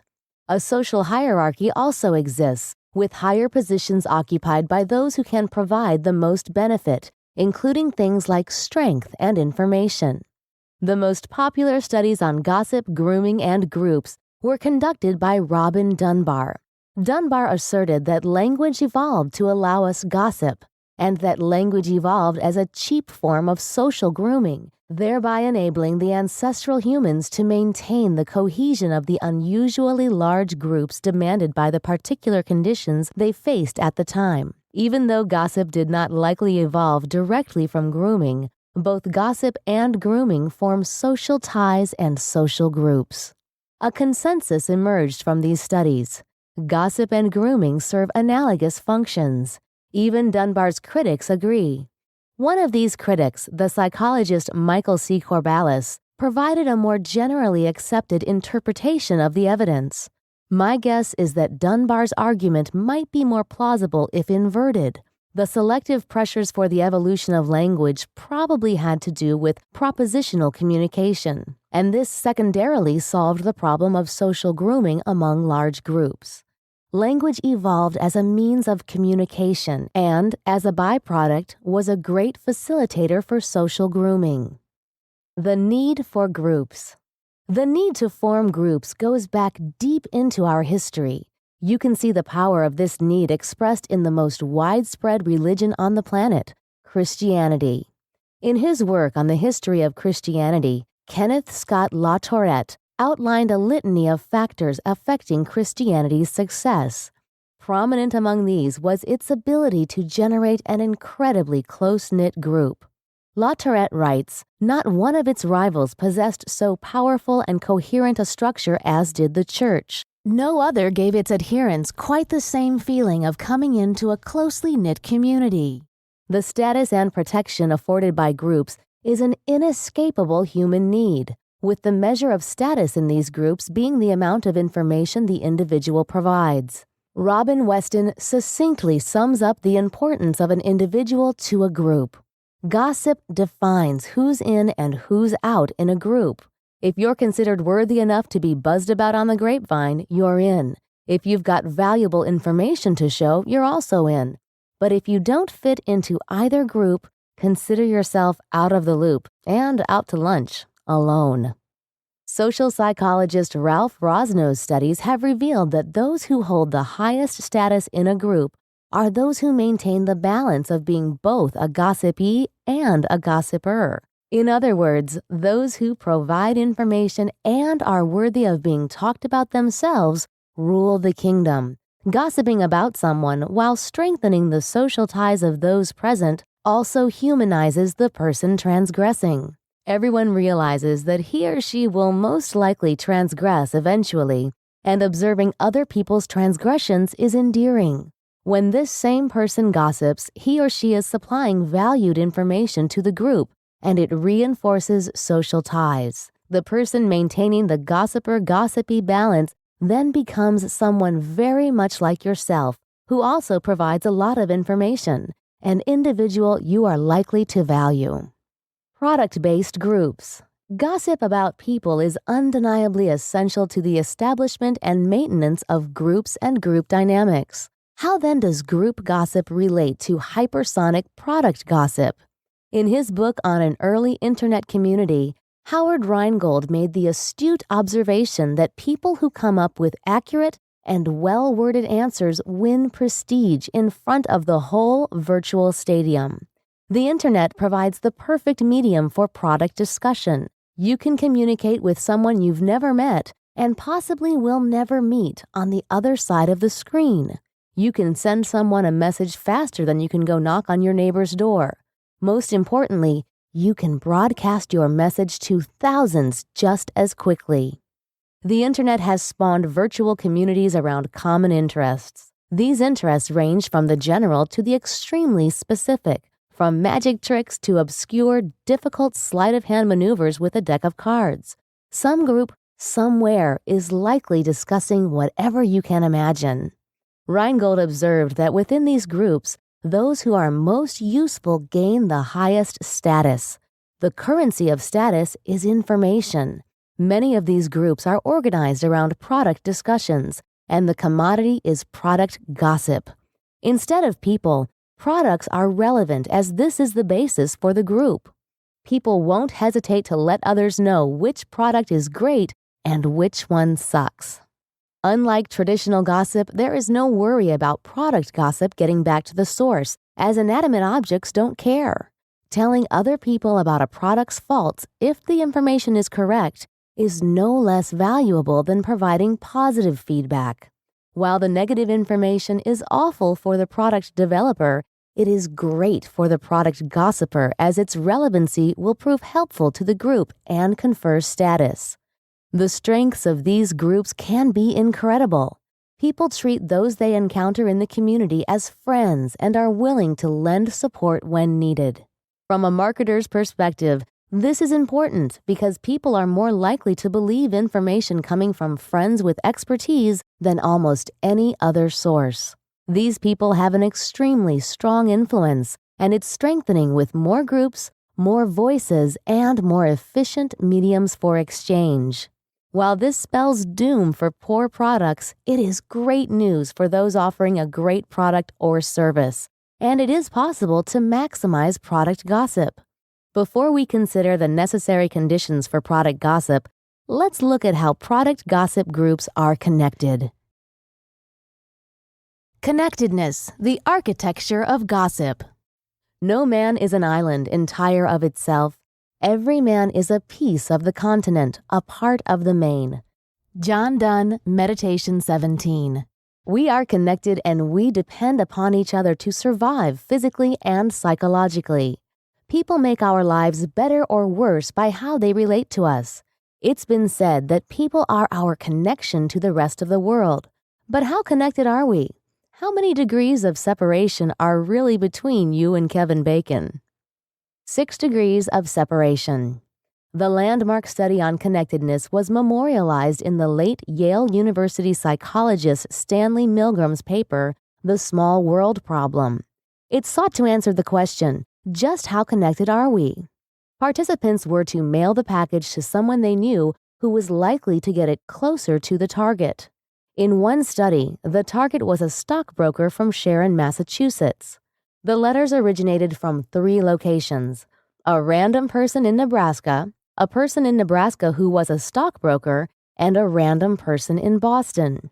29% of the packages reached the target, with a higher percentage of people in the Nebraska stockbroker and Boston random categories reaching the target. Milgram concluded that, on average, people were separated from anyone else in the world by 6 degrees. In other words, the message would have to be passed along an average of 5 times before reaching the target.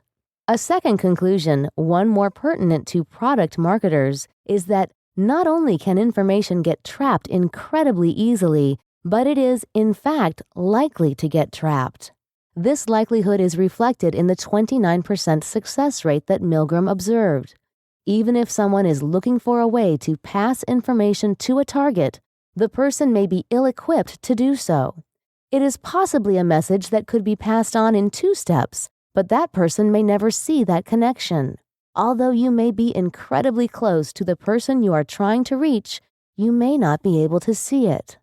The problem with this study from a product standpoint is it reveals more about decision-making than social interaction. Information does not get passed along by consumers the way it did in Milgram's experiments. Even if you had a team of consumers willing to preach to the masses, it doesn't mean they have a clue which channels to distribute information about your product into for product gossip to take off. The strength of weak ties, a lumpy bowl of oatmeal. People don't intentionally plan for communication to reach a target they've never met nor heard about. Given the number of products that fail, we would guess, given real conditions, that the success rate is much lower than Milgram's observed 29%. The more people you get talking, however, the more likely the information is to pass between channels. From this, we can infer that there must be multiple groups talking simultaneously in order to ensure our product gossip takes flight. To understand this problem, we have to wonder, how does information get passed between groups? The answer was discovered by Stanford professor and sociological theorist Mark Granovetter and published in his paper, The Strength of Weak Ties. Granovetter concluded that it is casual acquaintances, weak ties, that can put you and your information in contact with a diverse range of groups. In Granovetter's words, weak ties are more likely to link members of different small groups than our strong ones, which tend to favor local cohesion but overall fragmentation. If you think about it, Granovetter's conclusion makes sense. The individuals you know well are likely to know others in your circle, or at least people similar to those in your circle. Information disseminated to these close friends, strong ties, is likely to circle in a small environment and get trapped. When giving information to a casual acquaintance, however, the acquaintance is likely to have strong ties with people in circles different than yours. Those groups best positioned to distribute information, therefore, are those composed of many casual acquaintances, that is, many weak ties. Milgram and Granovetter's work has been expanded significantly in recent years. In one 2002 study, for the first time in nearly 4 decades, Milgram's 1967 study was challenged. University of Alaska psychologist Judith Kleinfeld published a paper taking a fresh look at Milgram's study, reviewing the original papers and the data locked away in archives. Kleinfeld focused on how selecting participants who had links via location or occupation created a bias towards figures on connectivity.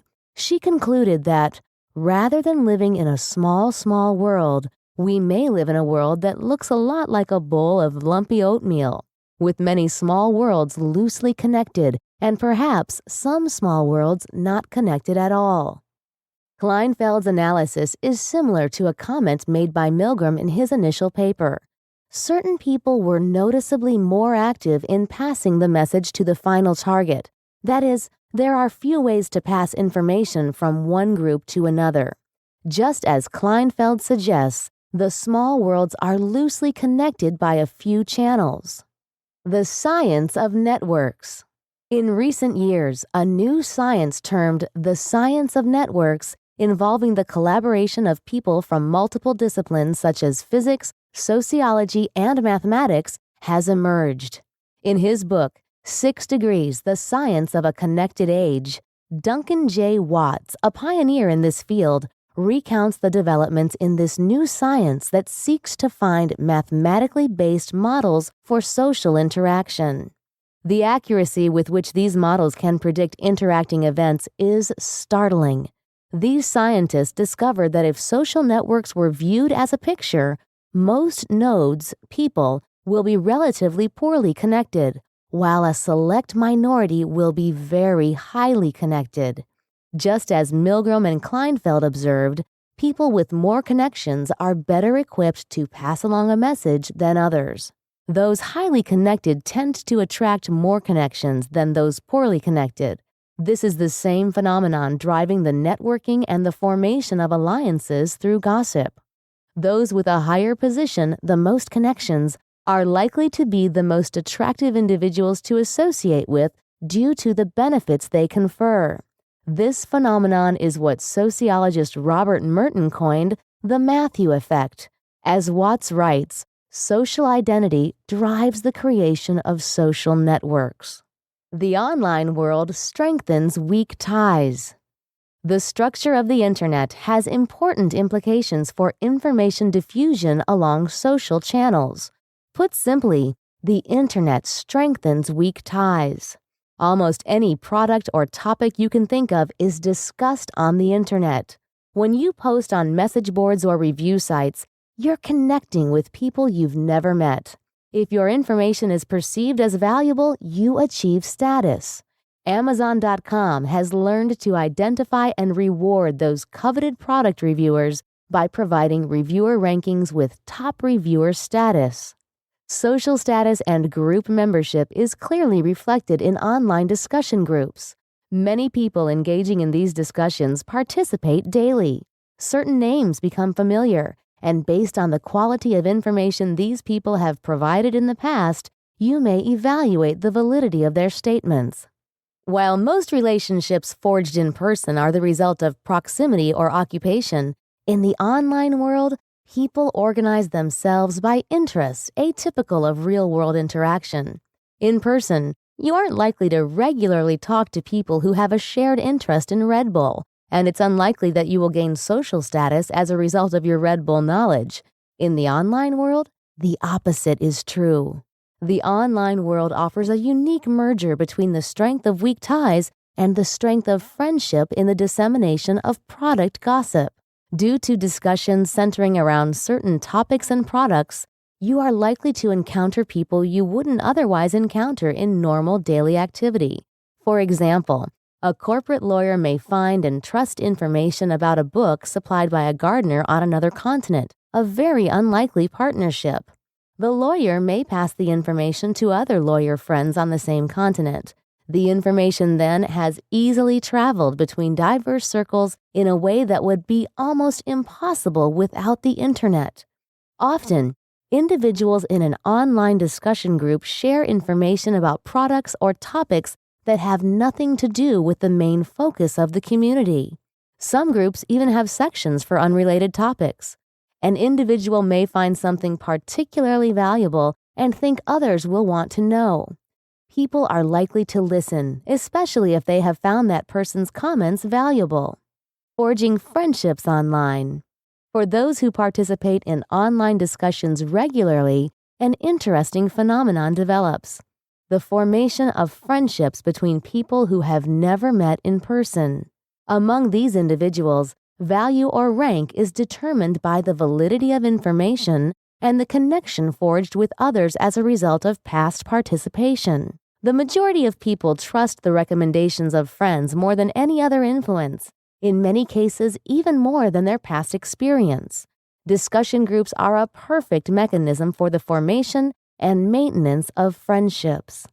In one study, psychologists Carol Werner and Pat Parmalee at the University of Utah discovered friendships are not developed the way most people think. Most people tend to think they are drawn to people who have similar opinions and not because they participate in similar activities. Conversely, Werner and Parmalee's results suggest that the opportunity to engage in mutually pleasurable activities may be a stronger motive in friendship choice and friendship maintenance than is the satisfaction of knowing a friend agrees with you. This reinforces the idea that regular participation in online discussion groups forges friendship, as you're discussing a subject both you and the other person are interested in, and doing something you both enjoy, posting to the community boards. Weak ties in the offline world become strong ties in the online world. And unlike strong offline ties, these strong ties are to people from diverse backgrounds, proving to be both highly and widely valuable to marketers. The internet provides a platform for influencing the opinions of passers-by, weak ties that will remain weak, and for developing very strong platforms of influence by providing channels that allow strong ties to serve as bridges between groups, a very powerful mechanism for information diffusion. An equality of influence. There's another interesting dynamic to online discussion that does not manifest in face-to-face interaction. A study conducted by business professors Vitaly Dubrovsky from Clarkson University and Belarus Sethna from University of West Georgia and computer science professor Sarah Keisler from Carnegie Mellon University found, when the groups made decisions in face-to-face meetings, the high-status member dominated discussions with the 3 low-status members. Also, the high-status member more often was a first advocate in the face-to-face discussions, and first advocates were more influential than later advocates. These status inequalities in face-to-face decision-making were pronounced just when the high-status member's expertise was relevant to the decision task. When the same groups made comparable decisions using electronic mail, status and expertise inequalities in participation were reduced. A striking and unexpected result was that first advocacy was shared by high and low status members in discussions using electronic mail. This behavior resulted in increased equality of influence across status and expertise. The online world appears to level the playing field between groups of people with varying levels of influence. This doesn't mean status conferred by the presentation of helpful information doesn't hold weight. Rather, people are more likely to say what they think about a product and are quicker to do so. Without people present, posters are less likely to worry about being evaluated, and the nature of the medium may remove the normal considerations people would have when they are interacting with others. Under normal circumstances, static cues like appearance and dynamic cues like behavior aid in the establishment of social positions. In the online environment, these cues are significantly weakened or absent. People are likely to say whatever they think about a product in an online environment, good or bad. Acceptance of their opinions will confer status and membership in the group. The genius mathematician Blaise Pascal said it best in 1685. Man is related to everything that he knows, and everything is both cause and effect, working and worked upon, mediate and immediate, all things mutually dependent. A bond that is both natural and imperceptible binds together things the most distant and things the most different. A lumpy bowl of oatmeal connects the distant and strange together. Within weak tie relationships lies the doorway to flourishing product gossip. The keys to the door of talk are held by those we think are least likely to affect our success. At its core, this insight of weak ties challenges our current belief in demographics, psychographics, and all the familiar tools of marketing. We also gain new tools and insights that allow us to better understand the medium of consumer information transmission. Social systems, where we talk. This section on social systems proved to be the most challenging. Although social systems and systems theory is not for the faint-hearted, we simply couldn't complete a treatise on the nature of talk without discussing group behavior and the role of the individual in the group. From the marketer's perspective, this valuable insight proves to be essential in understanding why your customers talk. A person goes to a party. Everyone brings Corona beer. The party is fun. The people are fun. Eventually, the person starts drinking Corona at home because the experiences associated with that beer are pleasurable. The person was taught that the group's preference was Corona. The experience confirmed it was a good choice. Being part of the group helps solidify the person's preference and confirms his or her sense of personal identity.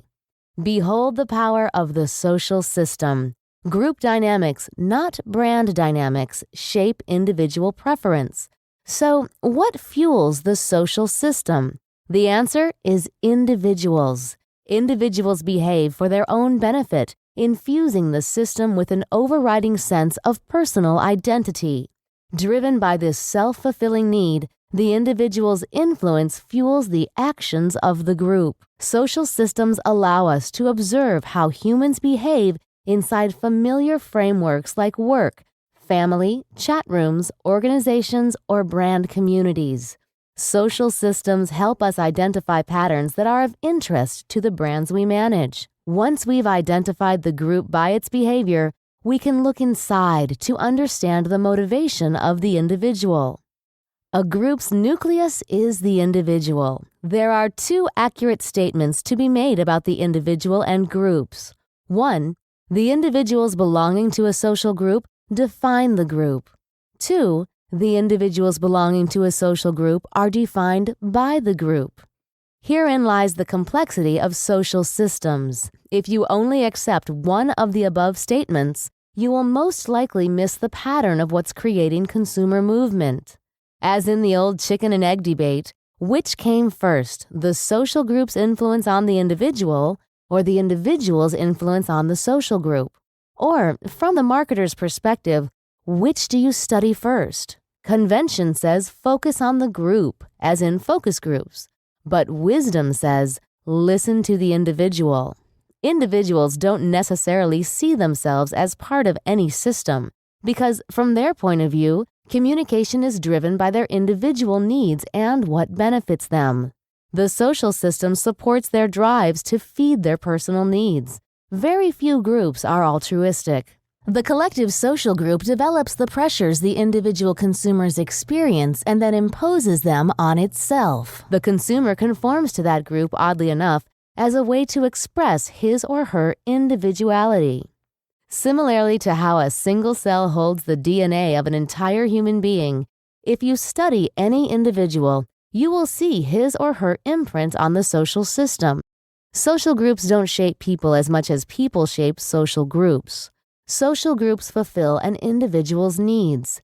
People find groups that hold the promise of fulfilling their sense of identity. The individual experience they take away from the group is what branding is all about.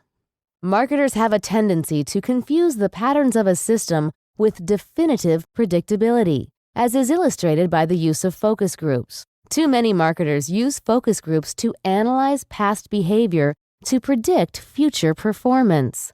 The flaw in this thinking is that systems don't prevent new events from happening. As they say in the marketing of financial services, past performance is no guarantee of future results. Probability blindness.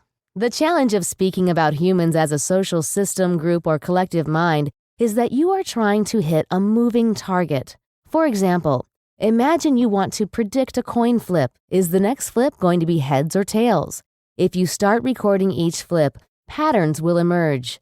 Heads, tails, heads, heads, heads, tails, and on. Realize, each flip is independent of the previous flip. The past and the future are not connected. The odds are 50-50, heads or tails. There's nothing mysterious about this, but here is where the math gets interesting. Any pattern you see is a mathematical illusion or a recording of the past. Heads, tails, tails, tails, tails, tails, tails. What is more likely to show up next, heads or tails? The accumulation of tails at this point makes it feel like the next flip will be heads or tails, depending upon how you perceive the pattern. Of course, in reality, the same mathematical probability of heads or tails emerges with each toss, still 50-50.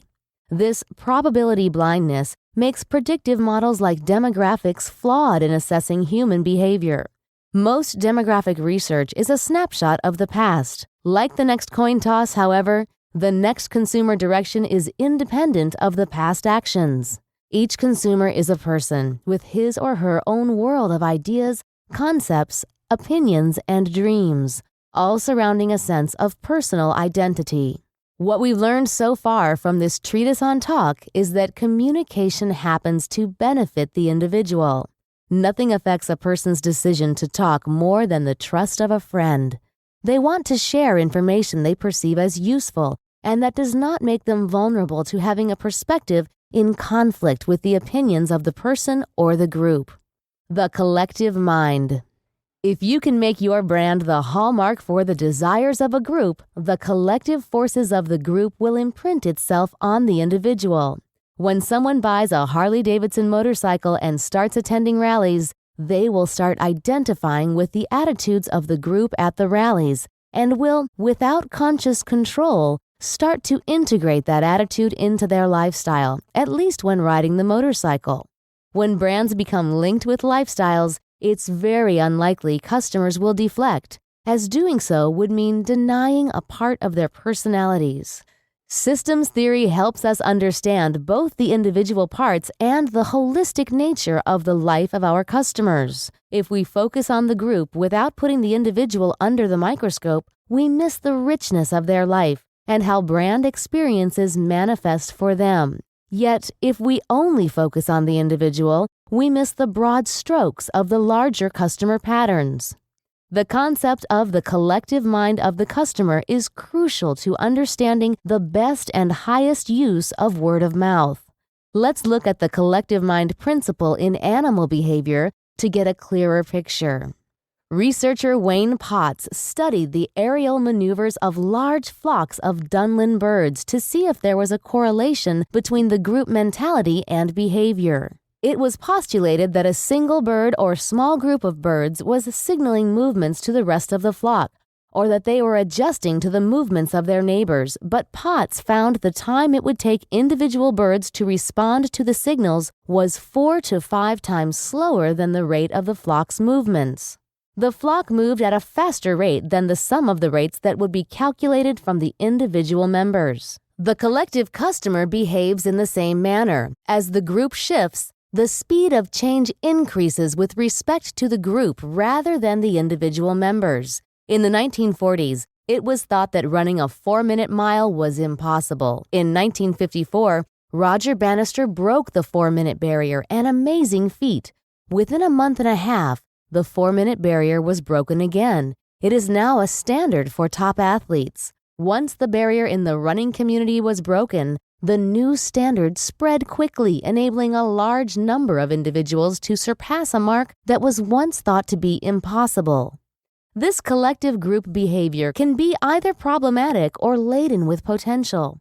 If you are caught manipulating word of mouth, the collective disapproval toward your brand can unfold at a breakneck speed. However, if you truly embrace the behavior of the critical few that are important to your brand, and embracing may mean getting out of their way and letting them do their own thing, then you may very well see a swell of brand evangelism. The competitive advantage of human potential. Back in the 1960s, eminent psychologist Dr. Abraham Maslow predicted human potential will be the primary source of competitive advantage in almost every industry. He couldn't have been more right. Although he was offering this insight to managers about their workforce, he was essentially referring to how the seemingly subordinate employees hold the true power over those we normally cast in the dominant management role. For decades, companies have acted as if the consumer was subordinate to their marketing powers. As we've seen, those days are gone. The consumer has won.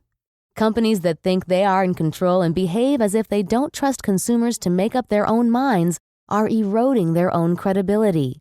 In trying to control the outcome by inserting themselves into consumers' conversations, the brand is doomed to mediocrity.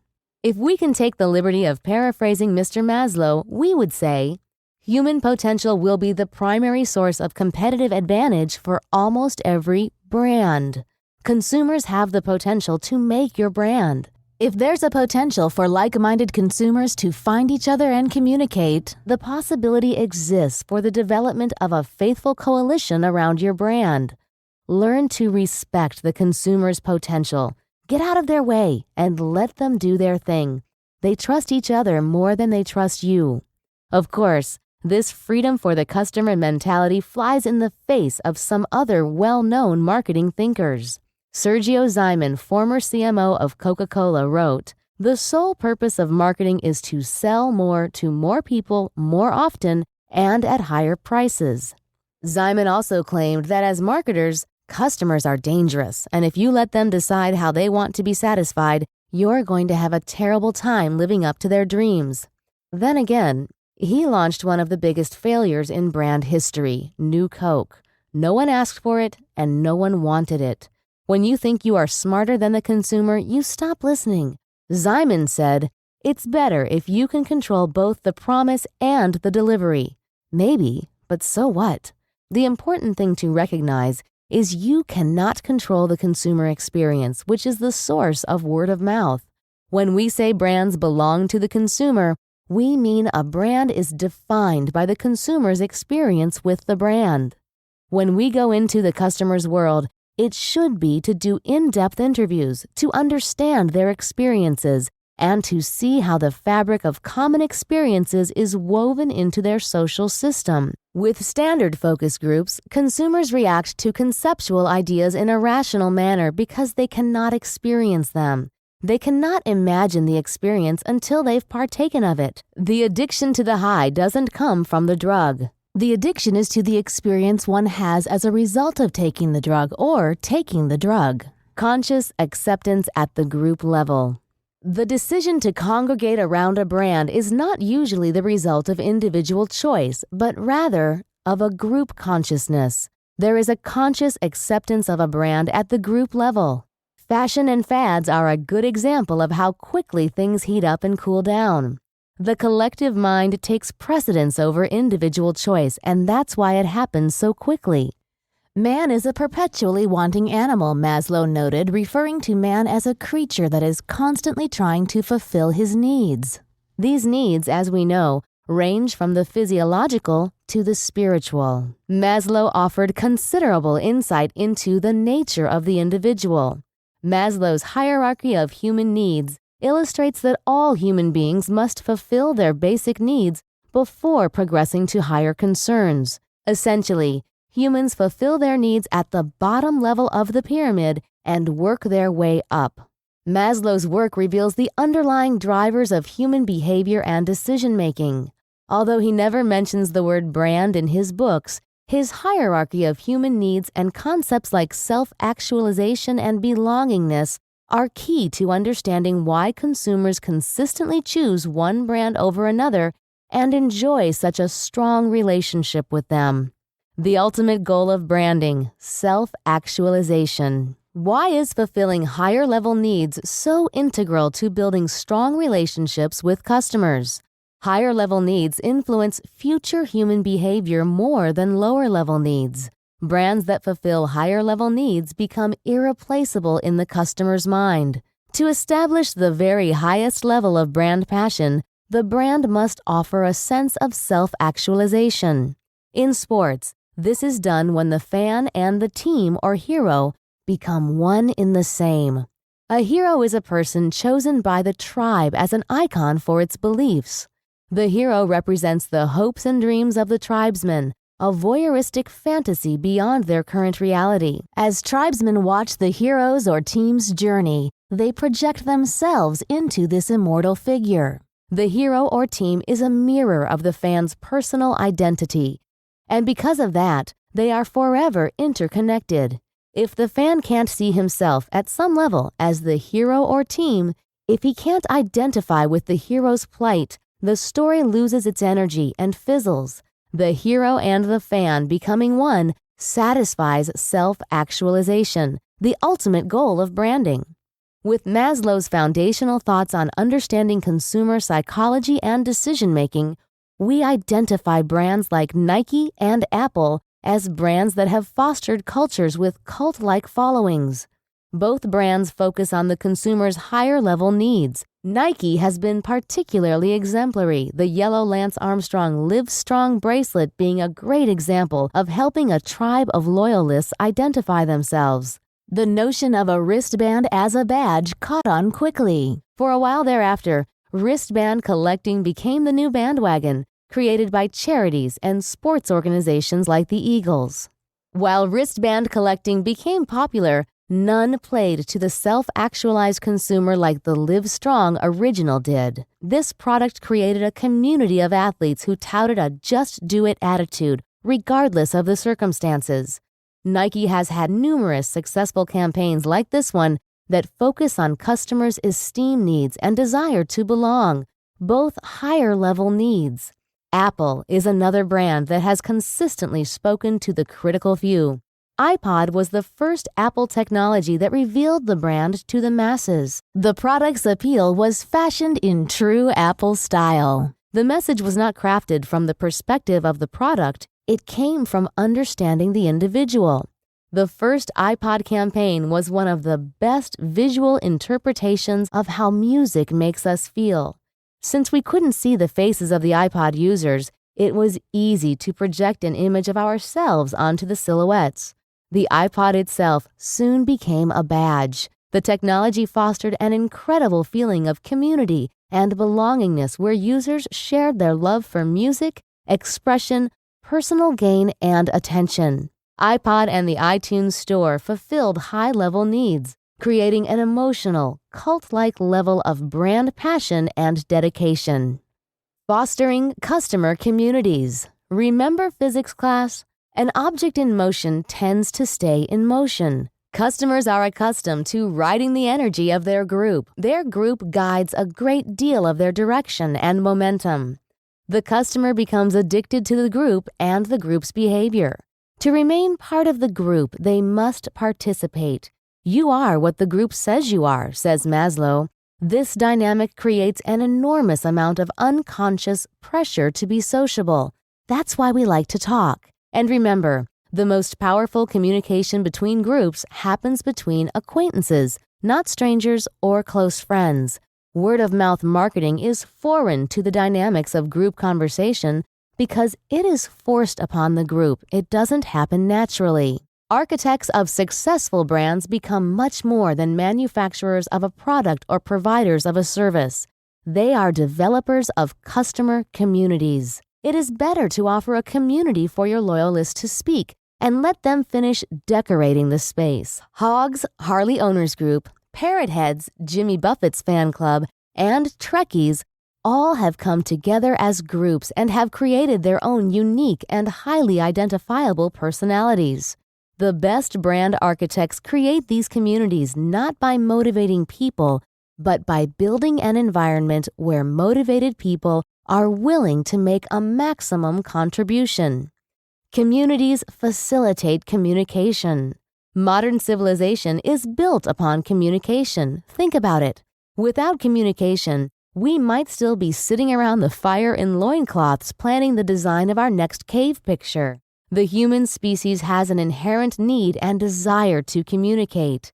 We need to talk to others. We need to learn. We need to express and share our thoughts, feelings, experiences, and emotions with friends and family. Isolation is definitely not our cup of tea. Think of the millions of man-hours the human race has spent inventing better ways to communicate. The Gutenberg press, the telegraph, the telephone, fax machines, pagers, cellular phones, the internet, email. As social creatures, we are addicted to communication. Maslow had a cautionary question for us all. Why then do we frequently design organizations to satisfy our need for control and not to maximize the contributions of people?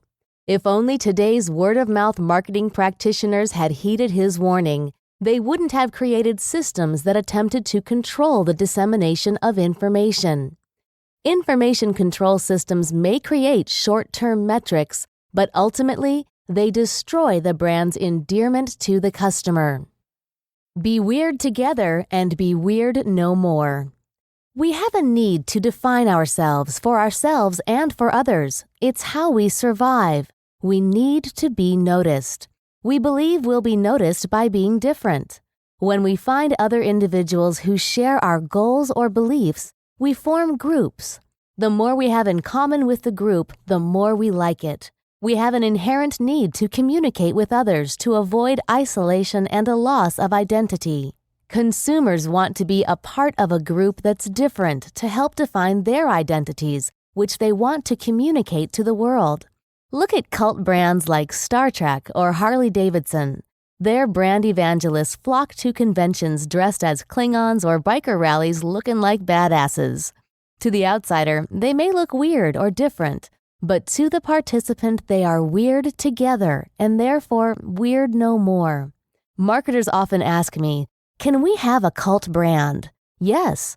Thinking and feeling resides in both the transactional, which means they select you based on a transaction in the moment, and relational, where the selecting is based upon how they feel about you. Marketers need to focus on marketing to the transactional mindset and serving the relational customer. The marketer's job is to set the conditions necessary for the brand's development. Successful entrepreneurs understand this. They create conditions that attract admirers who not only buy their product or service, but also provide consumers an opportunity to create an experience so enjoyable that they form support groups around the brand. It's no different than Woody Allen's attraction to the orb in the movie Sleeper. Powerful brands become a badge and can be worn as an easily read symbol to the world. The anonymous buyer's individual identity becomes synonymous with the group. Because they want to remain in the group, they talk. This unprovoked talk about your brand is the holy grail of marketing. Both social forces and an individual's needs present the opportunity for creating true word of mouth. This insight allows for new ideas and tools to be explored. Biologically rooted, our new insight is powerful. Let's turn our attention to the conditions needed to inspire talk. Part 4. 7 Principles for Understanding Word of Mouth. These 7 principles should be understood by all marketers and business owners to help set the appropriate conditions within your business to increase the chances of your customers talking about your company, products, and services. Cult brands, consciously or unknowingly, follow and understand these principles. Now that you understand the mechanics behind talk, we'll turn our attention to the practical application of this research. Remember, as you've already learned, people talk because it benefits them, and it's a naturally occurring phenomenon. As marketers, we don't want to waste time trying to manipulate talk. Rather, we want to invest our time creating something worth talking about. The 7 governing principles for inspiring word of mouth are derived from this basic understanding. Let's begin. Principle 1. The principle of integrity. They know that you know that they know. Confusing? Essentially, people know you have an intention and that you've figured out they know you have an intention. What this means from an advertising standpoint is that they know you're trying to sell them a product, and you are aware they know they're trying to be persuaded. Unless you get very adept at meeting their needs, you're going to encounter a nearly impenetrable barrier. Don't think you can deceive them into believing you're not trying to coerce them into buying a product. Even if you think the advertising is solid, they're still going to know. People are much better at detecting deception than at being deceivers. The Master Con Game. Intentional manipulation will eventually destroy any relationship. As soon as the deception is discovered, trust, the building block of a relationship, vanishes and the relationship degenerates. In many ways, This is what companies who claim to generate word of mouth are doing. The word of mouth campaigns are represented as being mutually beneficial. When the money runs out to fund the campaigns, so often does the relationship, and the word of mouth dries up or turns to negative talk. Although we don't advocate the following strategy as it is a form of deception, it does illustrate the dynamics of entering into a mutually beneficial relationship with a customer. Remember the movies The Sting or House of Games? These two movies let you see how the confidence con game plays out. They get the mark, the person they're scamming, to think they're on his side and then swindle him. For the scam to work, the mark must believe the deceiver is acting in his best interest and that it is a mutually beneficial relationship. While many con scenarios seem too good to be true, people still fall for them because they think they will benefit and because they trust the con artist. In their book, Road Hustler, the sociologist Robert Pruce and the anonymous con artist C.R.D. Sharper list 5 basic steps on the psychology of hustlers in a confidence game. 1. Locate a target. 2. Consolidate oneself with the target. 3. Promote the target's investments in one's enterprise. 4. Obtain possession of target investments. And 5. Cool out the target. A close look at this list reveals that 4 out of the 5 steps involve finding a person and gaining trust. Con men realize that the most important step in selling is gaining someone's favor. In the end, they sell that person a fantasy. Imagine what you can do by applying these principles to a genuine relationship where hustling is not the end game. Creating trust with customers is the basis for long-term relationships and friendships that will keep them coming back and praising your products. Maslow writes, "This is on the grounds that any enterprise that wishes to endure over a long period of time and to remain in a healthy and growing state would certainly want a non-manipulative, trusting relationship with its customers, rather than the relationship of the quick fleecing never to see them again." Creating trust with the customer isn't the result of a single business dealing, but rather the result of beneficial, shared experiences over time. You can't decide one day that you want your customers to trust you. It must start at the beginning of your relationship. Ethics expert Jim Lichtman commented, "In business and in public life today, the thing you erode away faster than anything else is trust. Once the credibility is gone, you're going to have to work 2, 3, 4 times as hard to get it back." What the principle of integrity means for you. Deceptive and manipulative communication erodes the credibility of the messenger. Consumers have learned to spot self-centered brands, if only on a subconscious level. This understanding requires a distinct shift away from old ideas about the seller-customer relationship. As Maslow wrote, "The way things stand now, the current conceptions and definitions of salesman and customer are only slight modifications in principle from that of the snake oil salesman and the sucker."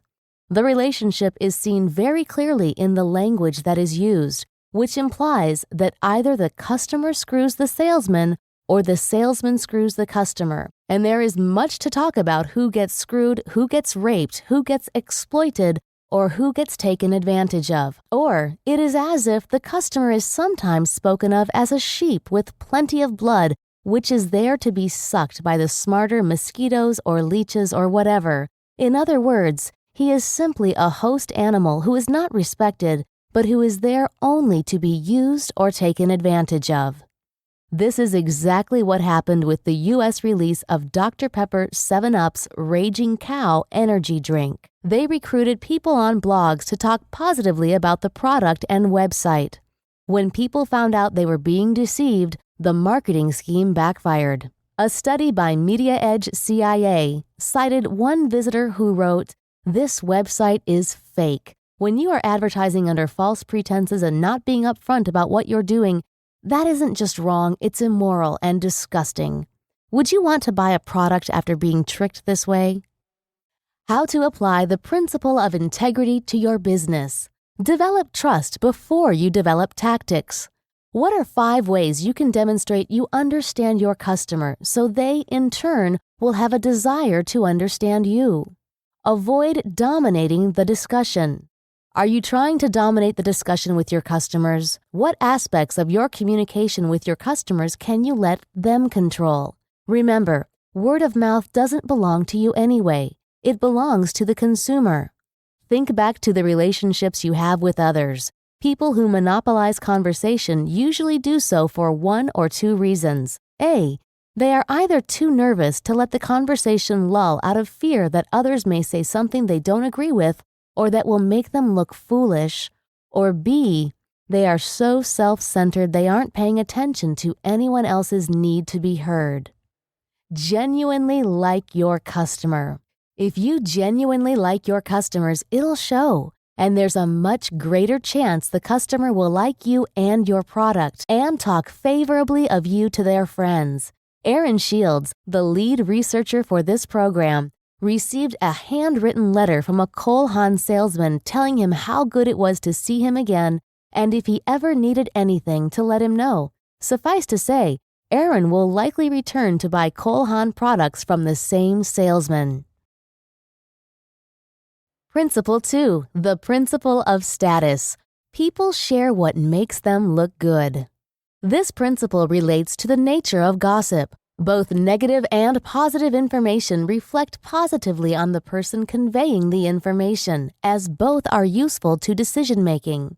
Negative information is perhaps more useful since it is perceived as being highly diagnostic. Supplying accurate information benefits the conveyor as it confers status. Supplying inaccurate information quickly erodes the reputation of the conveyor. As Alexander Chislenko, a researcher on information and artificial intelligence, commented, "In the current economy, the reputation of a person or organization is of the greatest importance in most social and economic interactions." Live Strong Mania, the almighty yellow bracelets. Live Strong bracelets are on the wrists of people from all ages and all demographics. What started as an attempt to sell 5 million bracelets exceeded everyone's expectation. In USA Today, Lance Armstrong said he thought they'd be shooting them at each other for years. Since the May 17, 2004 release date, 55 million bracelets have been sold for $1 each. This is more than an attempt to support a cause. In its first 8 years, the Lance Armstrong Foundation raised $11.5 million for educational and research programs for cancer, an impressive figure, but pale compared to what the bracelet has generated. When the bracelets were scarce, people were paying several times the price on sites like eBay to own one, even though their money was going to the seller rather than the charity the bracelet stood for. As journalist Rob Walker observed in the New York Times Magazine, obviously, anyone who was particularly keen on supporting the Lance Armstrong Foundation but couldn't find a bracelet could have simply sent $1 or $10 directly to the organization itself. But just as obviously, that would leave the buyer without wearable proof of his or her goodwill. People wanted to show their support and solidarity with the cause the bright yellow bracelet represented. Sales were steady initially, however. After Armstrong and his team wore them in the 2004 Tour de France, sales went through the roof. Then, runners like Justin Gatlin and Hicham El Guerrouj wore the bracelets during their Olympic races. Sales topped 300,000 bracelets in one day.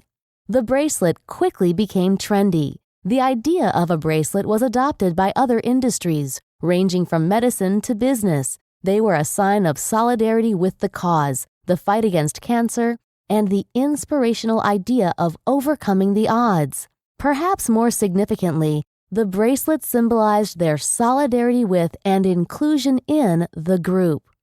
David Heskill, CEO of Cause Marketing Forum, observed, "One of the reasons why bracelets are so successful is that people not only want to support good causes, but they also want to proclaim they're doing that." You've probably never seen anyone try to cover up his or her bracelet. They're bright, they're meant to be seen, and people want to display them. It makes them look good. Scarcity generates talk, the cascading tulip craze. People are attracted to rarity because it confers status to its owner. This applies to diamonds or automobiles as well as to information, ideologies, or technology. The rarer, the better. People are more attracted to something when its benefits offer a distinct, appealing alternative to their everyday lives. If you offer a brand in a distinct way, people will be more attracted to it and will be more likely to talk about it.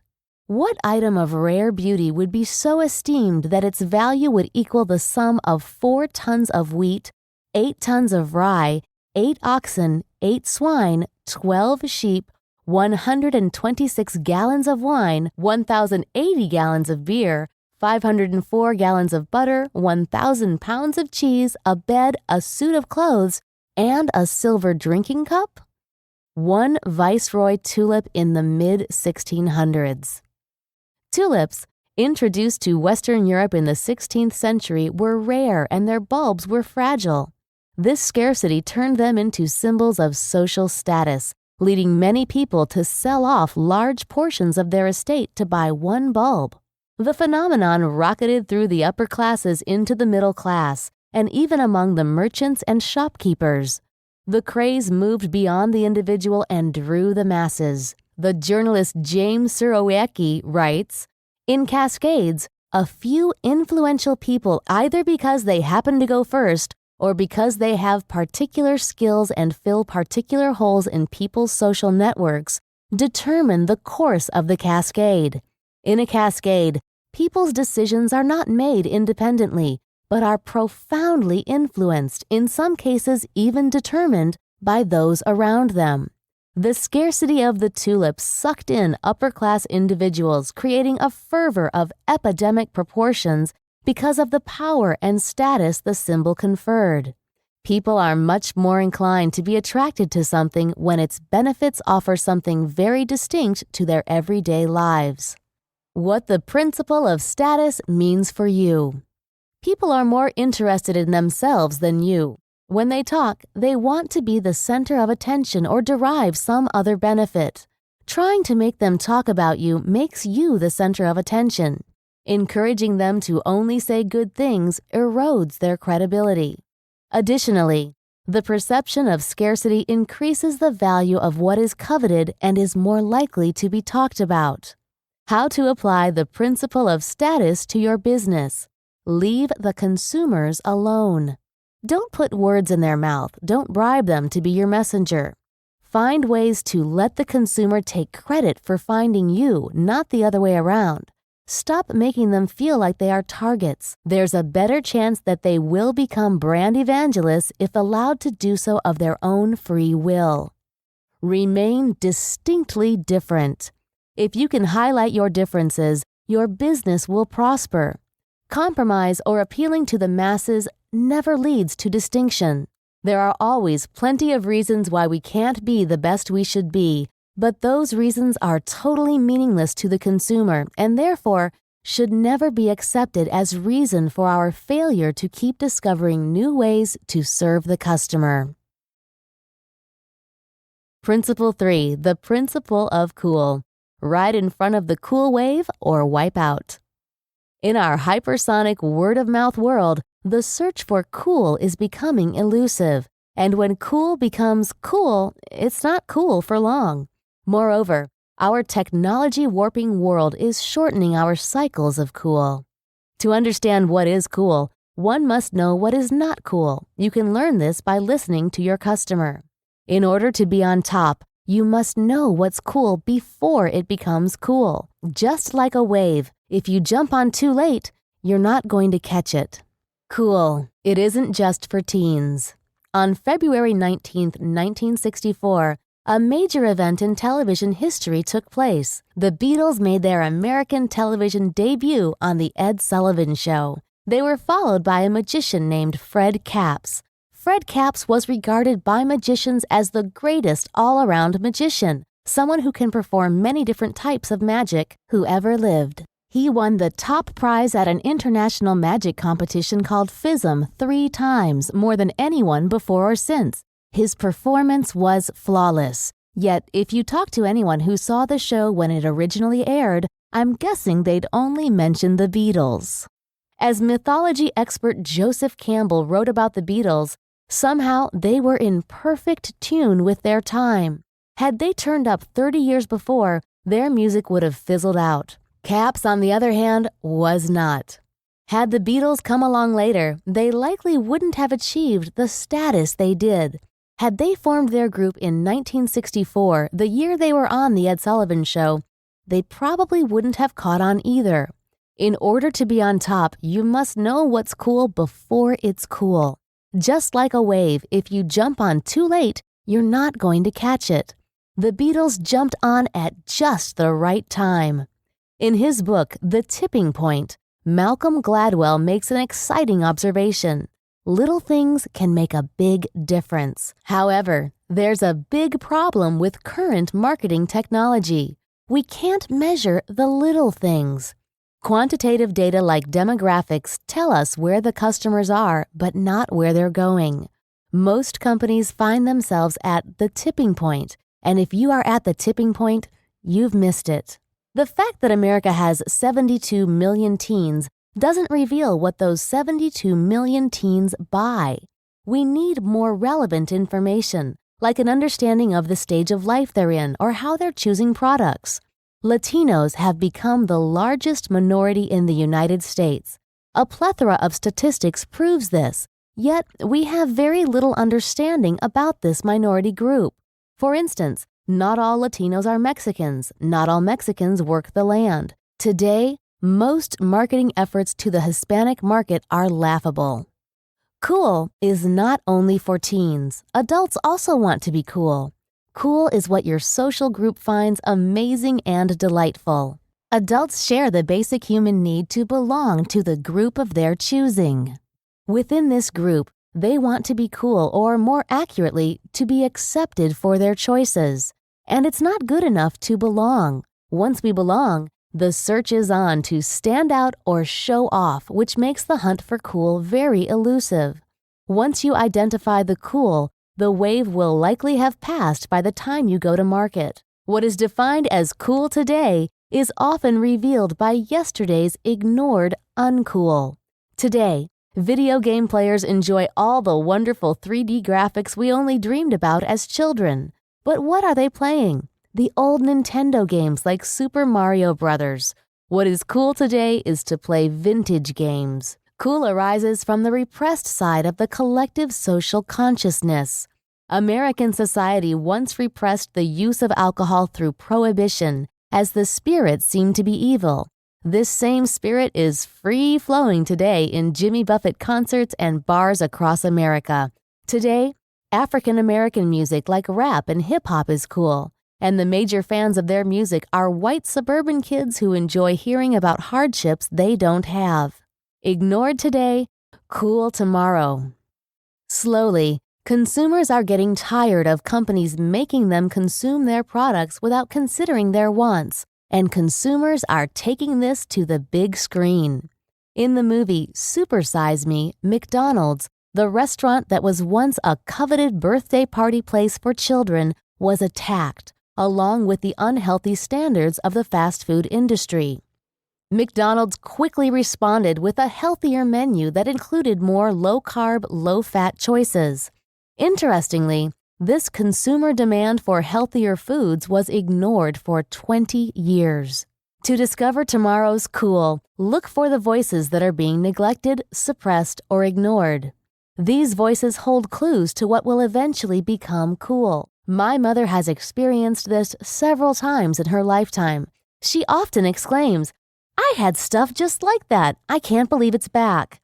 But believe it, what's cool cycles through time. Old ideas reemerge with new energy, and as time passes, these ideas find a new group. You can say that when an idea was first born, it filled a need for a certain group of people. When the need was satisfied, the idea was forgotten. For example, the need to rebel in the 60s made the Volkswagen Beetle the car of choice. Today, the Beetle has made a comeback as the car of choice for those who rebel against the man in our overly corporate world. The idea behind the product remains. The VW Beetle is still the little car that is different and stands out, representing the timeless feelings of a restless culture that is constantly looking for more freedom. To be in the trend, you must really know your customers, not as demographics, but as people who want something from you. Give them what they want, but don't expect to receive. Become an inventor of cool. Anticipate what they never thought was possible and then deliver it. What the principle of cool means for you. If you want to be in, you have to be part of cool. You have to anticipate the tipping point, catch the wave to take advantage of a trend. Steve Jobs of Apple says, "You can't just ask customers what they want and then try to give that to them. By the time you get it built, they'll want something new. If we'd given customers what they said they wanted, we'd have built a computer they have been happy with a year after we spoke to them, not something they want now." How to apply the principle of cool to your business. Find cool clues. The clues to what will be cool tomorrow are hiding in what is not cool today. Spend time futuring. Project your industry into the future to see where the trends might be leading you. Remember that history tends to repeat itself. Chart a trend analysis of what's cool as a way of predicting what we may be cycling into next. Uncover the customer's upcoming unfulfilled needs. Cool fulfills a need, but once that need is fulfilled, it is ignored. Fortunately, just below the surface of a fulfilled need lies the next unfulfilled need. Principle 4. The principle of groups. Small groups, the critical few, dictate the large. Customers can be broken down into two subgroups, the trivial many and the critical few. Avoid focusing on the trivial many and find your brand's critical few. They are the ones who truly influence their subculture. The same principle that applies to individuals applies to groups. You need the influence of many small groups to create a cascade. Embracing the critical few. Cultural anthropologist Margaret Mead once said, "Never doubt that a small group of committed citizens can change the world. Indeed, it is the only thing that ever has." The same is true about product popularity. Malcolm Gladwell aptly termed this phenomenon the law of the few. He writes, "That is the paradox of the epidemic, that in order to create one contagious movement, you often have to create many small movements first." The economist Vilfredo Pareto came up with the now famous 80-20 rule. 20% of all actions induce 80% of all outcomes, the law of the trivial many and the critical few. The critical few are those who truly influence their subcultures. After spending hundreds of hours around the Harley-Davidson community, both observing and working for the brand, it was clear to me that the vast majority of riders are not outlaws. In fact, most of them have day jobs like running airlines, law firms, or county governments, or they're teachers, doctors, or landscapers. They are the critical few who shaped the bad boy image of Harley-Davidson. They all wanted a certain degree of badassness bestowed upon them via their association with the brand. The Harley-Davidson brand represents an escape from their present reality and a safe return. Harley-Davidson is known for saying they don't build bikes, they build dreams. The same is true of the legions of parrot heads who pledge their loyalty to Jimmy Buffett. Few actually live the completely carefree lifestyle. This pattern repeats itself in every community and every culture. Every product or service has a critical few that embrace the brand wholeheartedly. What applies to individuals applies to groups. Many small groups are needed to create a cascade. These groups, as sociologist Duncan Watts puts it, must make a trade-off between local stability and global connectivity. In other words, social networks that are poorly connected cannot diffuse information properly, and those that are too highly connected experience no flux because the sheer number of people influencing any single individual. A study by the late social psychologist Solomon Asch involving the observation of lines has important implications for behavior. Individuals were presented with a group of 3 lines, each line having a distinct length. They were to identify the line from the group that was equal in size to the test line. In control groups, people always answered correctly. Under experimental conditions, an individual was placed in a group where everyone else was instructed to choose the wrong line. 75% of the individuals changed their answer at least once in the direction of the majority. Ash noted that the results were highly influenced by individual differences, and the reason for people intentionally choosing the wrong line was not the result of any single pressure. An individual with a lot of independence and status placed with a contrasting group is much less likely to change her mind than an easily influenced individual placed in a group, especially if the group contains highly influential individuals.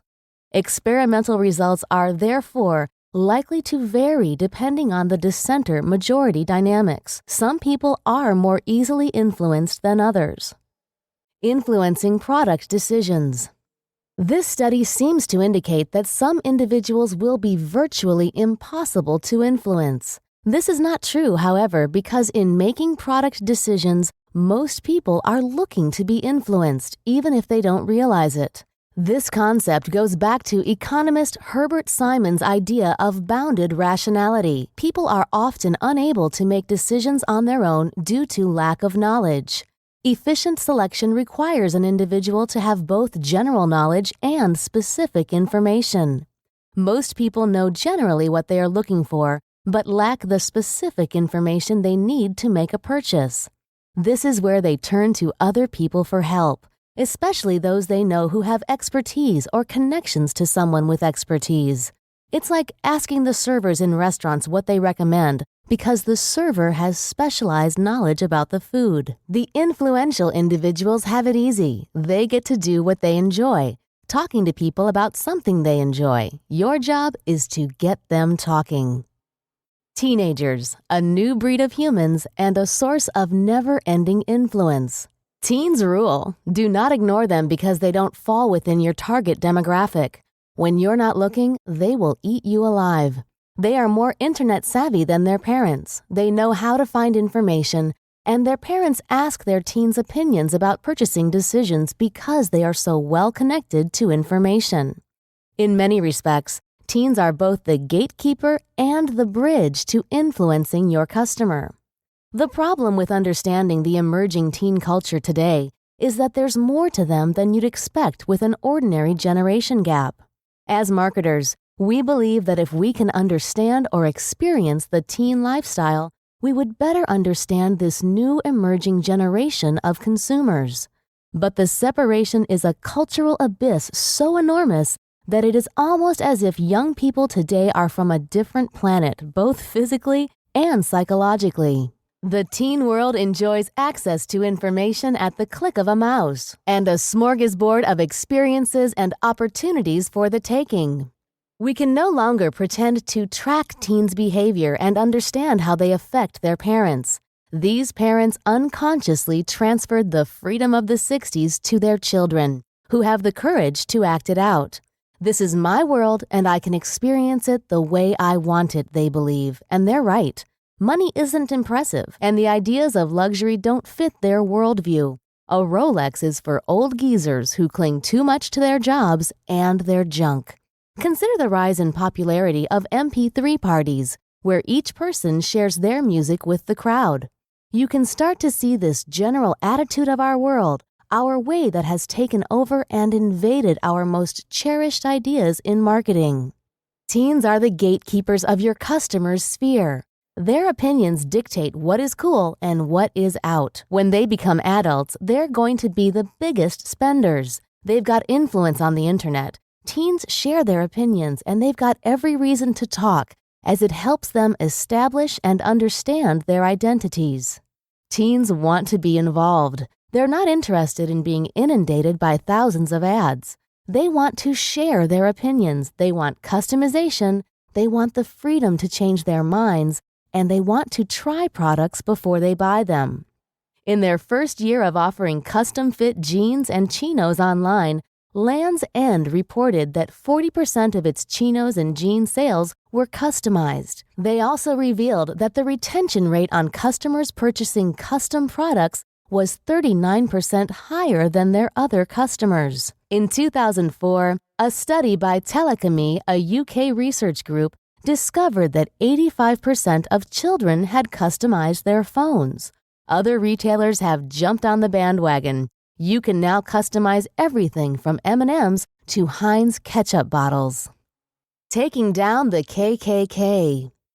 If asked to imagine the defeat of the Ku Klux Klan, you'd probably imagine a federal task force mounting a large-scale effort, or perhaps a civil rights group launching a nationwide campaign. Picture instead a group of children playing. In the 1940s, in the midst of a nationwide Klan revival, Stetson Kennedy joined the KKK. Kennedy wasn't a man of influence. He was a regular guy who regretted not serving his country in World War II, and he was tired of the bigotry of the KKK. He joined the Klan hoping to gain insider information that he could report to the government to destroy any chance of a Klan revival. He contacted the Assistant Attorney General of Georgia with information about a planned attack on a Union rally. He wrote the governor of Georgia with information that could revoke the Klan's nonprofit and non-political charter. He was unsuccessful despite all his efforts. Frustrated, Kennedy started looking for other ways he could exert influence. One day, he saw a group of children playing and began to devise a plan to use a children's show to turn public opinion against the KKK. He contacted the producers of the Adventures of Superman radio show and proposed a series of episodes in which Superman would fight the KKK, and secret insider KKK codes and information would be revealed. They were more than happy to oblige. After the episode aired, children began playing games of Superman versus the KKK, wearing Klan-like gear, using the Klan's secret codes and handshakes. The Klan members' own children began innocently role-playing in front of their parents. The Klan was furious. They felt mocked and weakened. They quickly changed their codes and heard them aired in the next episode. The next time Kennedy went to a meeting, the room was almost empty, and it spread across the country. By doing things they naturally do, picking up new information and playing games, children crushed the KKK revival. What the principle of groups means for you. You cannot be all things to all people and expect to have passionate brand evangelists. You need to build a brand that the critical few can love instead of a brand that the trivial many won't hate. Don't chase numbers. Chase passion. And in the hypersonic word-of-mouth world, we must show respect for teenagers, not just elders. Kids today are more mature because they are exposed to much more than we were. We can't outsmart them because they live in a networked world 24/7. As marketers, we take field trips to experience the fascinating sights and sounds of the wired world, assuming we know everything that goes on there. We shouldn't kid ourselves. We don't live in it like they do. How to apply the principle of groups to your business. Look for ways to become something worth talking about. Listen to the voices of the few and create something of value for them.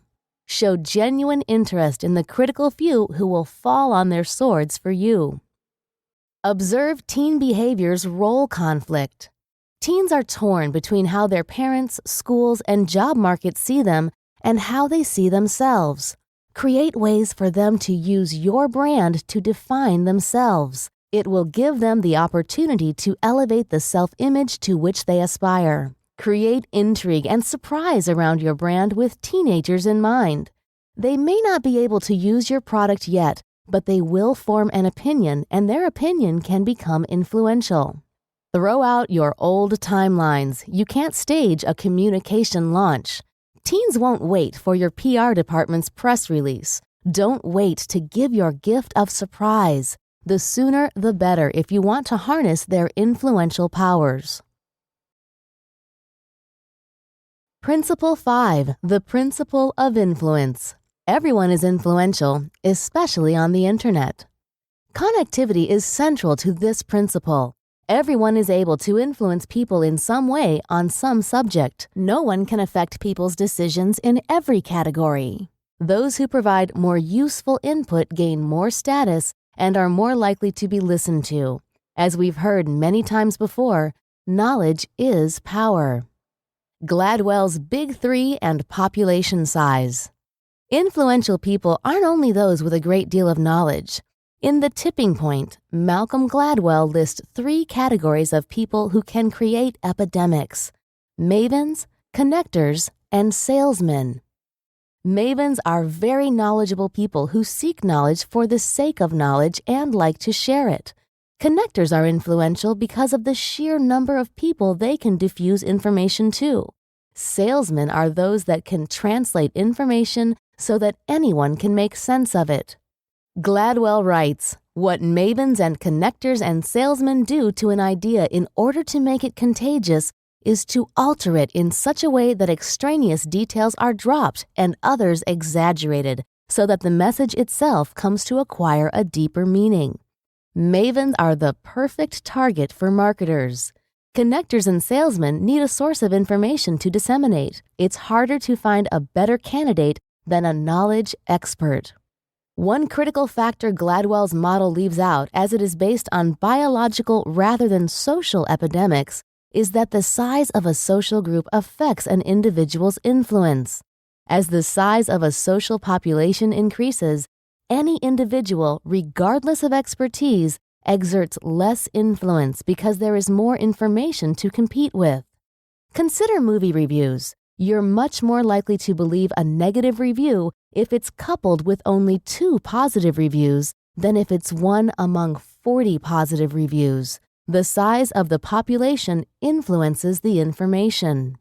What this means is that you can't expect a maven or 2 to yield widespread influence. Influential people are best situated to influence populations of moderate size, and it is the collective influence of all these groups put together that has wide-reaching implications. A passion for wine. Although the name Robert M. Parker Jr. probably draws a blank for most of you, for anyone interested in wine, the name conjures up an array of associations, good or bad, depending on what side of his pen you landed on. Parker is the Michael Jordan of wine tasting. His palate is treated as the equivalent of Einstein's brain. He is the most influential critic in the world, not just the most influential critic in the wine industry, but the most influential critic in any industry. Powered by passion and hard work, Robert Parker, a small-town boy from Moncton, Maryland, had his first glass of wine in France because the price of Coca-Cola was too high. He went on to transform the wine industry. His language and point system for rating wines is now used almost universally, and he challenged winemakers to improve their methods. Like him or not, since Robert Parker came on the scene, the quality of wine has undisputably improved. Parker entered an era that was retreating from the perception of wine as the drink of the upper class. Americans were beginning to understand that anyone could appreciate wine, regardless of his or her background. The industry was largely dominated by the British, many of who had a financial interest in wine sales. Their criticisms were meant to sell more wine. Newspapers in America picked up on the trend, and the critics, who often had little knowledge of the subject employed by these papers, were often secretly encouraged by people looking for monetary gain to promote their wines. The consumer lacked an advocate before Robert Parker came along. Believing that more critical reviews were needed for wine lovers, Parker began publishing The Wine Advocate in 1978. This publication made it easier for the consumer to understand wines. He developed a 100-point system for rating the wine that mirrored standard academic tests and moved away from the elitist language writers were using to communicate sensory descriptions based on the wine's taste and smell. He related the aromas of wine to actual smells, rather than a romance novel, which meshed with the wine for every man attitude springing up in America. The Wine Advocate grew steadily until 1982. Parker championed the 1982 vintage from the Bordeaux region of France, one of the most well-known and respected wine regions in the world. While other reviewers were giving mild and hesitant reviews, Parker declared them some of the greatest wines of the century. Parker was championed by wine shops and consumers who were looking for an unbiased perspective. When the vintage was released, Parker was right. It was superb. His influence skyrocketed and his reputation grew. Today, his reviews can make or break a wine. As James McInerney, reporter for the New York Times, wrote, "A single point on his rating scale can be worth hundreds of thousands of dollars to a winemaker. He has been widely criticized, and not everyone agrees with his reviews. He has even received death threats and lawsuits, but Parker is committed to serving the consumer." A world of bloggers. Parker's rise to wine stardom is a great metaphor for the rise of marketing on the internet. No one could have predicted the power one individual would come to wield in the wine industry. In the same way, no one could have predicted the power of blogging. In Wired magazine, Kevin Kelly, the founding executive editor, explained, "No web phenomenon is more confounding than blogging.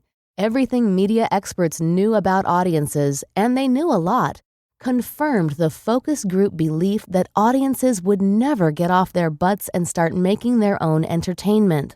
Blogs and other participant media would never happen, or if they happened, they would not draw an audience, or if they drew an audience, they would not matter." How wrong they were.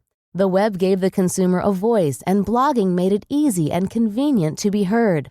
Data about consumers failed to reveal their motivations. Focus groups said they were lazy.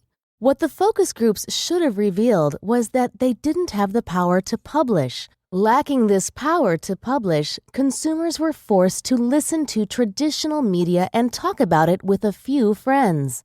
Blogging gave them a platform in front of the world, and without the inhibitions of face-to-face communication, people were willing to speak their minds. Bernard Cohen's statement that the press may not be successful much of the time in telling people what to think, but it is stunningly successful in telling them what to think about, remains just as true today as it was in 1963, with one exception. The public has gotten more powerful in telling itself what to think. Readers and viewers have become hesitant to trust the objectivity of mainstream media, favoring instead those who proudly offer their opinion. It seems much more relevant to hear "Microsoft sucks and this is why" than "Public opinion on Microsoft is down 10%. Consumers want what Parker was to the wine industry. They want opinions from an unbiased source in a language they can understand. They are more inclined to trust bloggers because it is harder for them to deceive someone about their viewpoint. As blogger Rebecca Blood notes, for people publishing every day without an editor, if they're faking, they're bound to slip up, and someone's bound to notice. Companies have started to realize the power of the individual voice. When we went to press, if you searched Google for Robert, the #1 return was someone you probably couldn't have guessed. Blogger Robert Scoble. Scoble is employed by Microsoft, and they let him blog about anything he wants, good or bad. This lack of filtering is crucial to his popularity. Other companies have attempted to start their own blogs, but are usually sterilized by legal departments that remove any trace of personality. Worse still, are blogs designed by corporations to trick customers, like Dr. Pepper did when they created a Raging Cow website and hired people to blog about it for them. With the number of consumers surfing the web, any attempt to trick or deceive fails. The consumer has become Big Brother, and many companies are learning the hard way. It is becoming easier and easier for people to control what they listen to, watch, and read. With the advent of RSS, really simple syndication, a web feed format that enables programs to search and organize the feeds for users, people can have their news filtered for them. The feeds deliver only what they are interested in. putting the consumer in control of what he or she sees and hears. This has opened the door for more experts. Traditional means of credibility, like degrees or social standing, are circumvented by the faceless internet. Where encyclopedias were previously the domain of the cognoscenti, they are now the domain of the man in the basement. Jim Wales' Wikipedia has become the biggest encyclopedia on the planet, open for contributions from anyone. The monitoring and policing of quality is pretty astounding. When MIT's Fernanda Viegas and IBM's Martin Wattenberg and Kushal Dev studied Wikipedia, they found that cases of mass deletions, a common form of vandalism, were corrected in a median time of 2.8 minutes. When an obscenity accompanied the mass deletion, the median time dropped to 1.7 minutes. Wikipedia and the blogs have many detractors who claim that the writers aren't qualified to deliver the content. But the detractors' voices are being muffled. The lines between mainstream media and consumer-controlled content are slowly blurring. Online newspapers are inviting readers to participate in blogs on the newspaper's websites, acting as citizen journalists.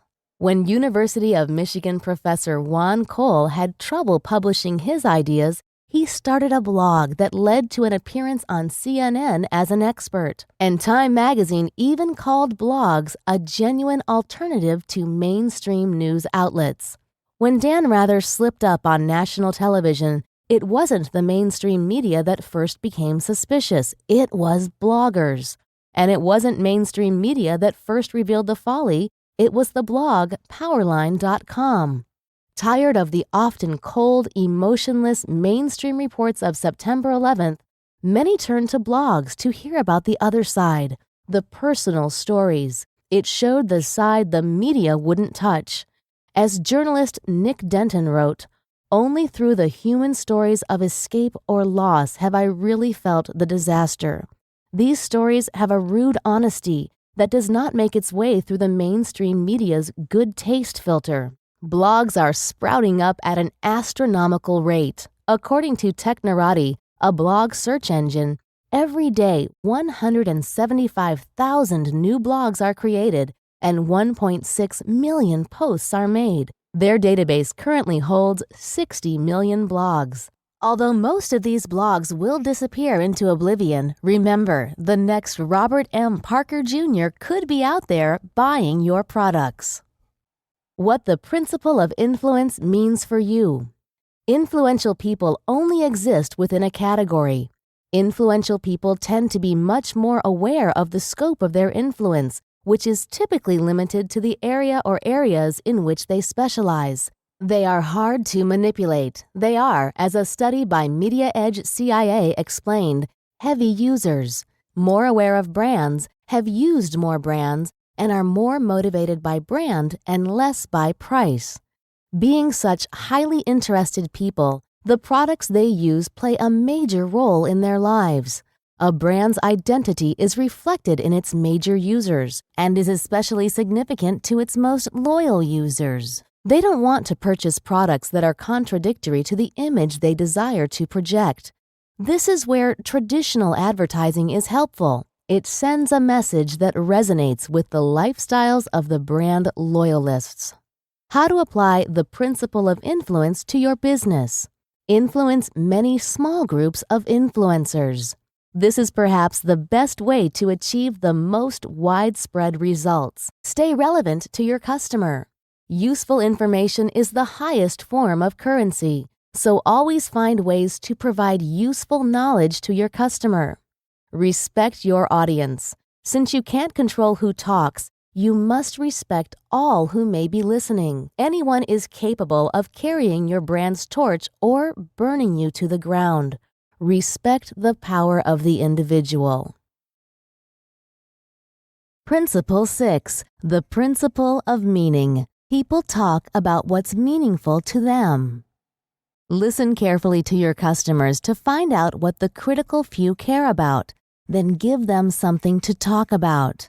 If you can find ways to amuse them, surprise them, and provide them with information that will confirm their own self-images and give them worth among their peers, they will talk, and others will follow. The rise of El Ñato. A while back, I posted a sampling from an up-and-coming reggaeton artist named El Ñato Bellaco on 2 music forums. One was for reggaeton enthusiasts, and the other was a general discussion group. El Ñato's lyrics were absurd, his voice was far from attractive, and he didn't even exist. On the reggaeton forum, feedback started to flow. Some loved it and most hated it, but everyone wanted to listen to El Ñato. They gave him tips to improve his music and passed it on to others who love reggaeton. In a matter of hours, El Ñato's song had been heard by more than 100 people, including a famous reggaeton artist in Puerto Rico. Within hours, he had affected an entire community of reggaeton lovers. On the general music discussion forum, not a single person responded. They didn't care. El Ñato only had influence within the community that embraced his passion and love for reggaeton. The experiment only worked on the reggaeton website because those people cared about their music. In The Open Door, Peter Brook, perhaps the greatest living theater director and theorist, described a very interesting occurrence in Iran. When he went to an Iranian village in 1970, he saw a form of theater called the taziye. The taziye is the Islamic equivalent to a mystery play, a type of theater that rose out of religious theater in Europe in the Middle Ages and introduced apocryphal elements into biblical stories, generating the disapproval of the church. It is deeply rooted in tradition.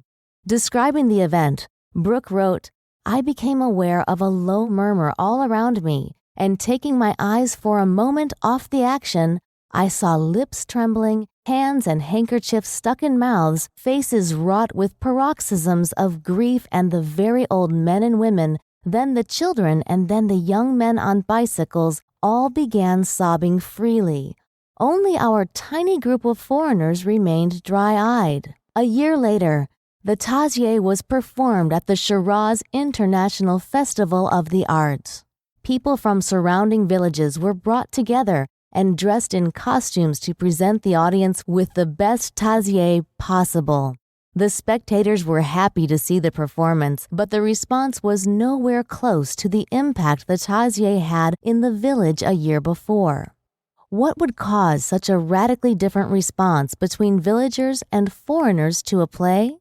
As Brooke so elegantly puts it, because the meaning of the taziye starts not with the audience at the performance, but with the way of life experienced by that audience.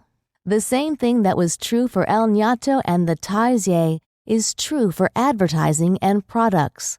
What has meaning for one group will be irrelevant to another group. As a marketer, you need to figure out a way to get your message to stick. Gladwell writes, "The hard part of communication is often figuring out how to make sure a message doesn't go in one ear and out the other." We'd say, the hard part isn't figuring out how to make it stick. That's the easy part.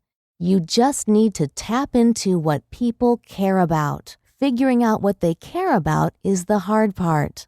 The fact that mavens want to help for no other reason than because they like to help turns out to be an awfully effective way of getting someone's attention.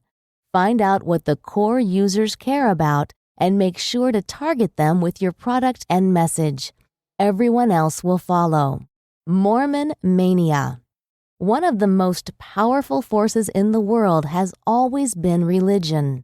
Barbara Hargrove, professor of the sociology of religion at Iliff School of Theology, described new religions or cults arising as the result of feeling unfulfilled by one's mainstream religious upbringing. The void left by mainstream religion resulted in the formation of 2 types of religion, transformative and integrative. Transformative religions arise in response to feelings that the current system is too rigid and presents a system that is much more flexible. Integrative religions arise in response to a need for structure, leading to religions with distinct hierarchies and cues to determine insiders from outsiders. By opposing themselves to conventional practices, These religions offer a distinct alternative to fill the void in people's lives. The Mormons started as a cult but achieved mainstream status. Their ideas were offered as an alternative to mainstream values. They sanctioned polygamy, although few Mormons practiced it. They established a theocratic government that made every man into a priest and that attempted to bypass the American government's authority and economic system. Though they were persecuted, they relentlessly promoted their radical ideas. Lawrence Moore, director of the Cardiff Institute of Society, Health, and Ethics, writes, "In noting these problems that beset efforts to make out an objective case for Mormon difference, we arrive finally at a less complex proposition. Mormons were different because they said they were different, and because their claims frequently advanced in the most obnoxious way possible, prompted others to agree and treat them as such. The notion of Mormon difference, that is, was a deliberate invention elaborated over time. One result of the conflict was an ideology that sought to turn the self-advertised differences of the Mormons into a conspiracy against the American public. This encouragement of the rhetoric of deviance helped them to establish a distinct identity and contributed significantly to their long-term success. What they offered was different, clearly distinct, and therefore attractive. What the principle of meaning means for you. Put simply, don't focus on ways to control the conversation.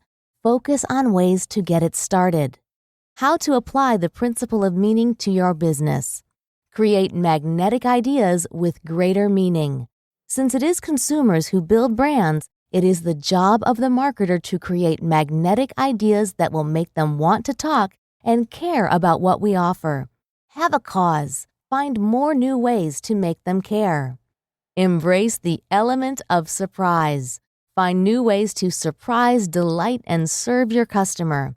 Always look for new ways to surprise. And finally, Principle 7, the principle of surprise. People love to share what surprises them. Never underestimate the power of surprise.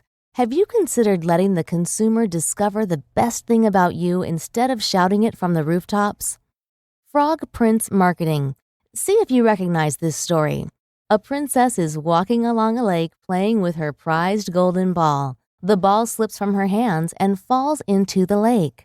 A prince approaches her and offers to retrieve the ball if she will promise to love him.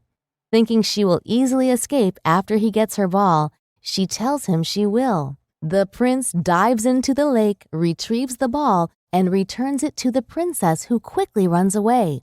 Later that evening, the prince knocks on the castle door. When the princess sees it is the prince, she slams the door in his face and returns to her seat at the dinner table.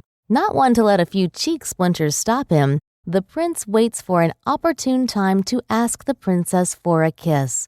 She finally agrees and immediately falls in love, realizing he is the man of her dreams. They get married and live happily ever after.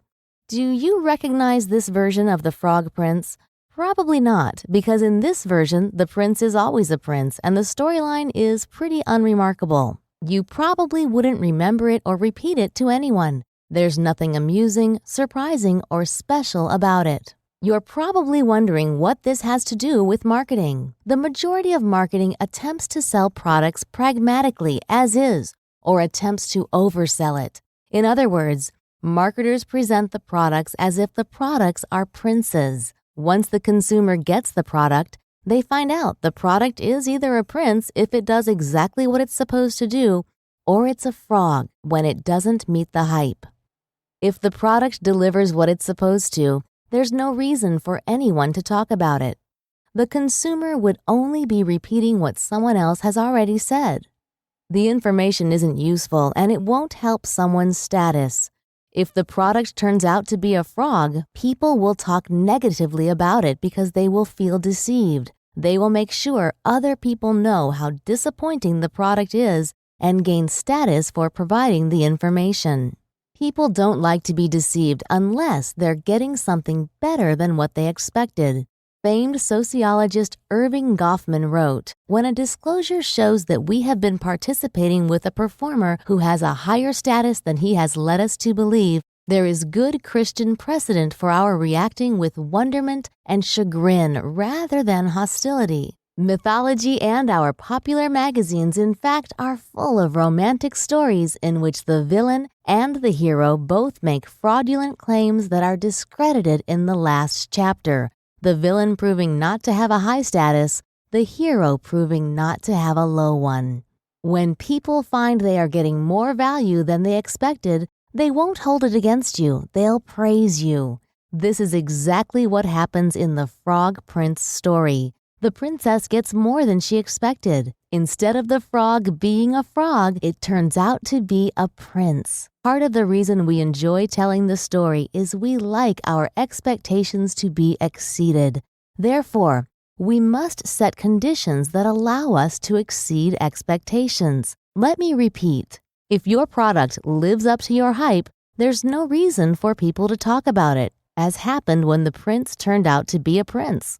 If your product doesn't meet the hype, people will talk about it negatively, like when the prince turned out to be a frog. If it's a good product and it exceeds the hype, people will rave about it because the frog has turned out to be a prince. You need people to talk about your product so information about the product will spread to different social groups. If people don't know about it or don't know that it's valuable, there's no reason for them to buy it. Adam Fogelson, head of marketing for Universal Pictures, commented, "I don't think simply a satisfying version of what someone expects will guarantee a great box office. Although people aren't going to complain about being satisfied, they're not going to write home about it either." Negative word of mouth spreads like wildfire. Don't think you can escape the pitfalls of negative word of mouth.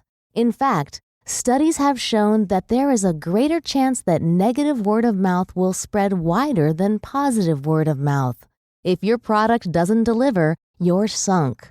Drawing on many of these studies, Kamens, Folks, and Perner wrote, "Negative versus positive product information is generally perceived as more diagnostic or informative and weighed more heavily in consumer judgments. Negative opinions are also more likely to be attributed to the product rather than to the transmitter, giving the opinion more credibility. Further, stories about product flaws may be more vivid and accessible from memory during conversations, facilitating transmittal. When people complain about the faults of products, they are diffusing some of the anger they feel about being deceived. People don't like to be deceived. No one wants to purchase a car only to find out it's a lemon. This is exactly what happened to Apple with their failed Newton, one of the early PDAs. It didn't come close to meeting the hype. As Ed Cooligan of Palm Pilot put it, they overpromised and underdelivered. This was the complete opposite of the mantra that carried Jeff Hawkins, Donna Dubinsky, and Ed Cooligan from Palm to Handspring, helping them turn the handheld business into a billion-dollar industry by underpromising and over-delivering. In 1917, British businessman George Smith wrote, "The cleverest salesman in the world, the best writer of advertisements in the world, cannot alone continue to make sales of anything which has not in itself selling merit. And on the other hand, the worst salesman in the universe, supplemented by the worst copywriter in the universe, cannot avoid making sales of something which has in it the selling idea. Real selling begins with the conception of the article, goes through every branch of the business, and the salesman should not be a mere individual, but the interpreter to the buyer. Real selling is mutual. It is bringing to a man something that he needs or wants. Selling is not a separate division of business. It is business. The selling ideas are put in by the factory, and therefore the factory should know the consumer. The best is that which the public determines to be best." And they lived happily ever after. Shyamalan's Surprise. Surprise is one of the most effective means of inducing word-of-mouth transmission. A study by psychologists Christian Durbay and Joël Van Am found that 78% of study subjects reported word-of-mouth transmissions of surprising events, whereas only 28% of study subjects reported word-of-mouth transmission of non-surprising events. If people are surprised, it's hard for them not to talk. Surprise not only affects transmission by the person experiencing the surprise, but also affects secondary transmission by those to whom the surprising event is reported. The more intense an event is to the person experiencing it, the more likely it is that both the person experiencing the event and the person hearing about the event will share it with someone else. Remember The Sixth Sense? Watching the movie's trailer made it look like another horror thriller. It premiered at the end of the summer, a time notorious for bad movies. No one could have guessed what he or she was going to see from the then virtually unknown director M. Night Shyamalan. When people saw it, their expectations were shattered. I remember people telling me to see the movie when they hadn't even seen it themselves, just because they heard it was crazy. The surprise generated positive word of mouth, and it reflected at the box office. The Sixth Sense went on to generate $293.5 million in the United States, driven by repeat viewings of people wanting to recapture the surprise induced by the twist ending. The movie had incredible staying power, remaining in theaters for almost a year, from August 1999 through May 2000.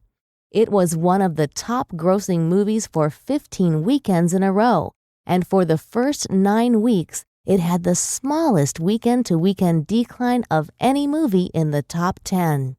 Other standard supernatural thrillers like Stigmata and Stir of Echoes opened while The Sixth Sense was at the box office, but quickly dropped from the charts. The message is obvious. Surprise them, and they'll pay you back.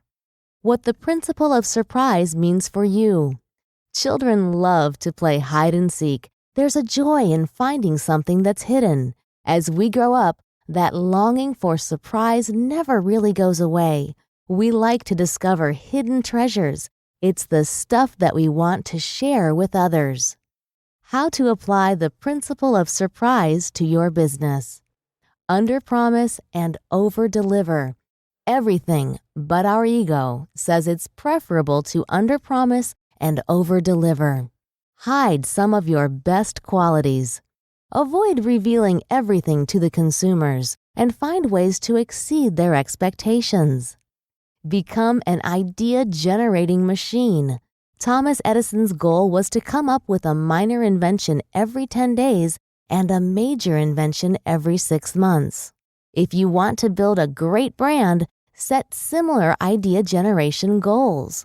New ideas are scarce. That's why they're so attractive to consumers. Continually find ways to create surprise. Never stop at or rely on only one good idea.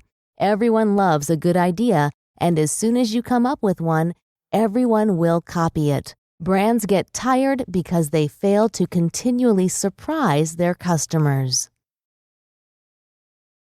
Part 5. Epilogue.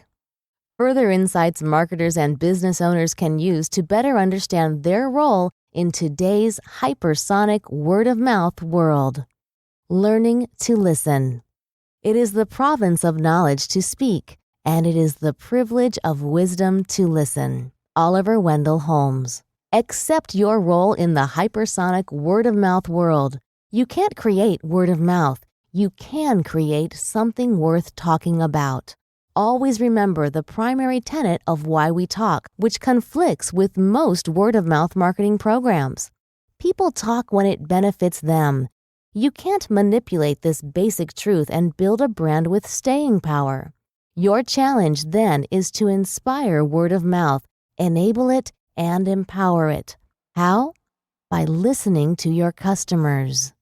Sigmund Freud, Abraham Maslow, Carl Jung, and Ivan Pavlov have all examined what makes us tick, and though each has a different perspective, they all come to the same basic conclusion. We are all more alike than we are different. This is key to understanding why we talk.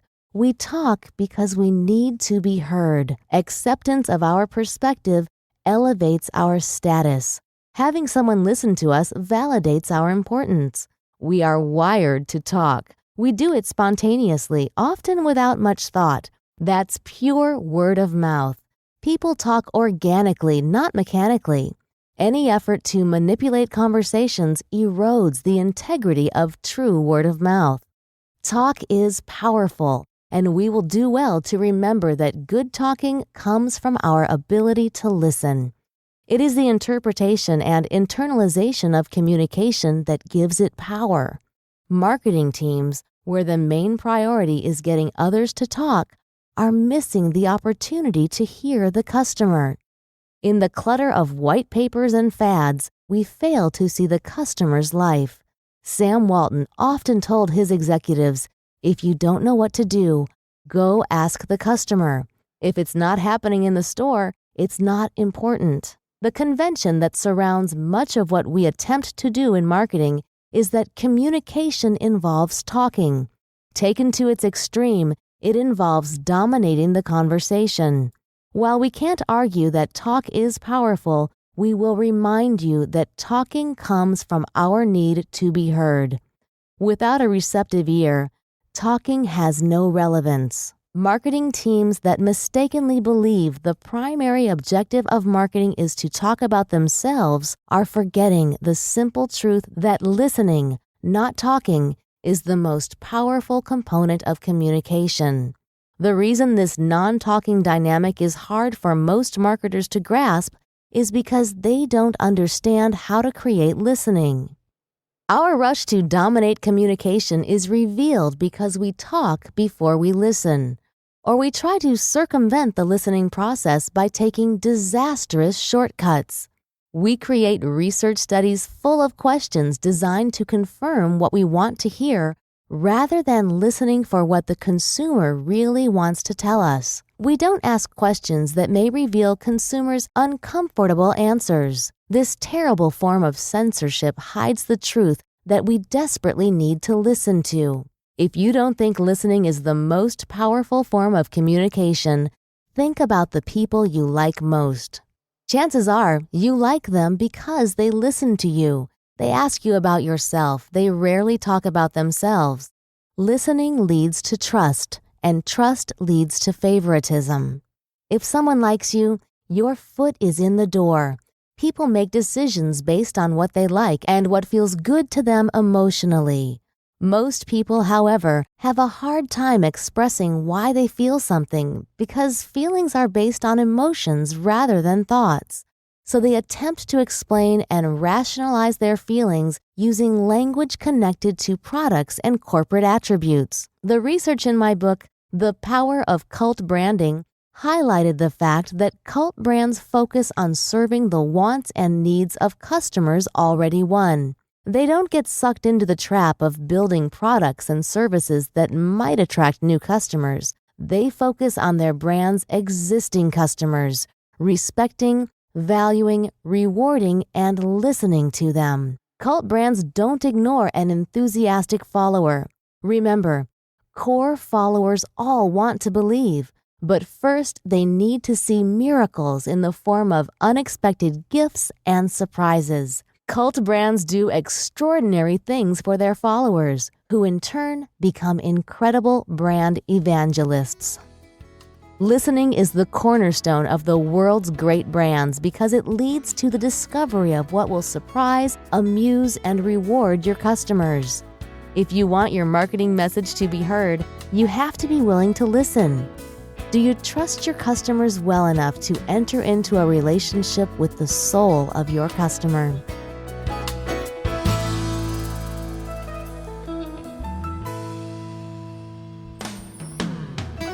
This production of Why We Talk has been a collaborative effort of the creative minds of cultbranding.com, including BJ Bueno, Aaron Shields, Bill Eisner, and Scott Jeffrey. For more information and resources about word of mouth and cult brands, please join us at www.cultbranding.com.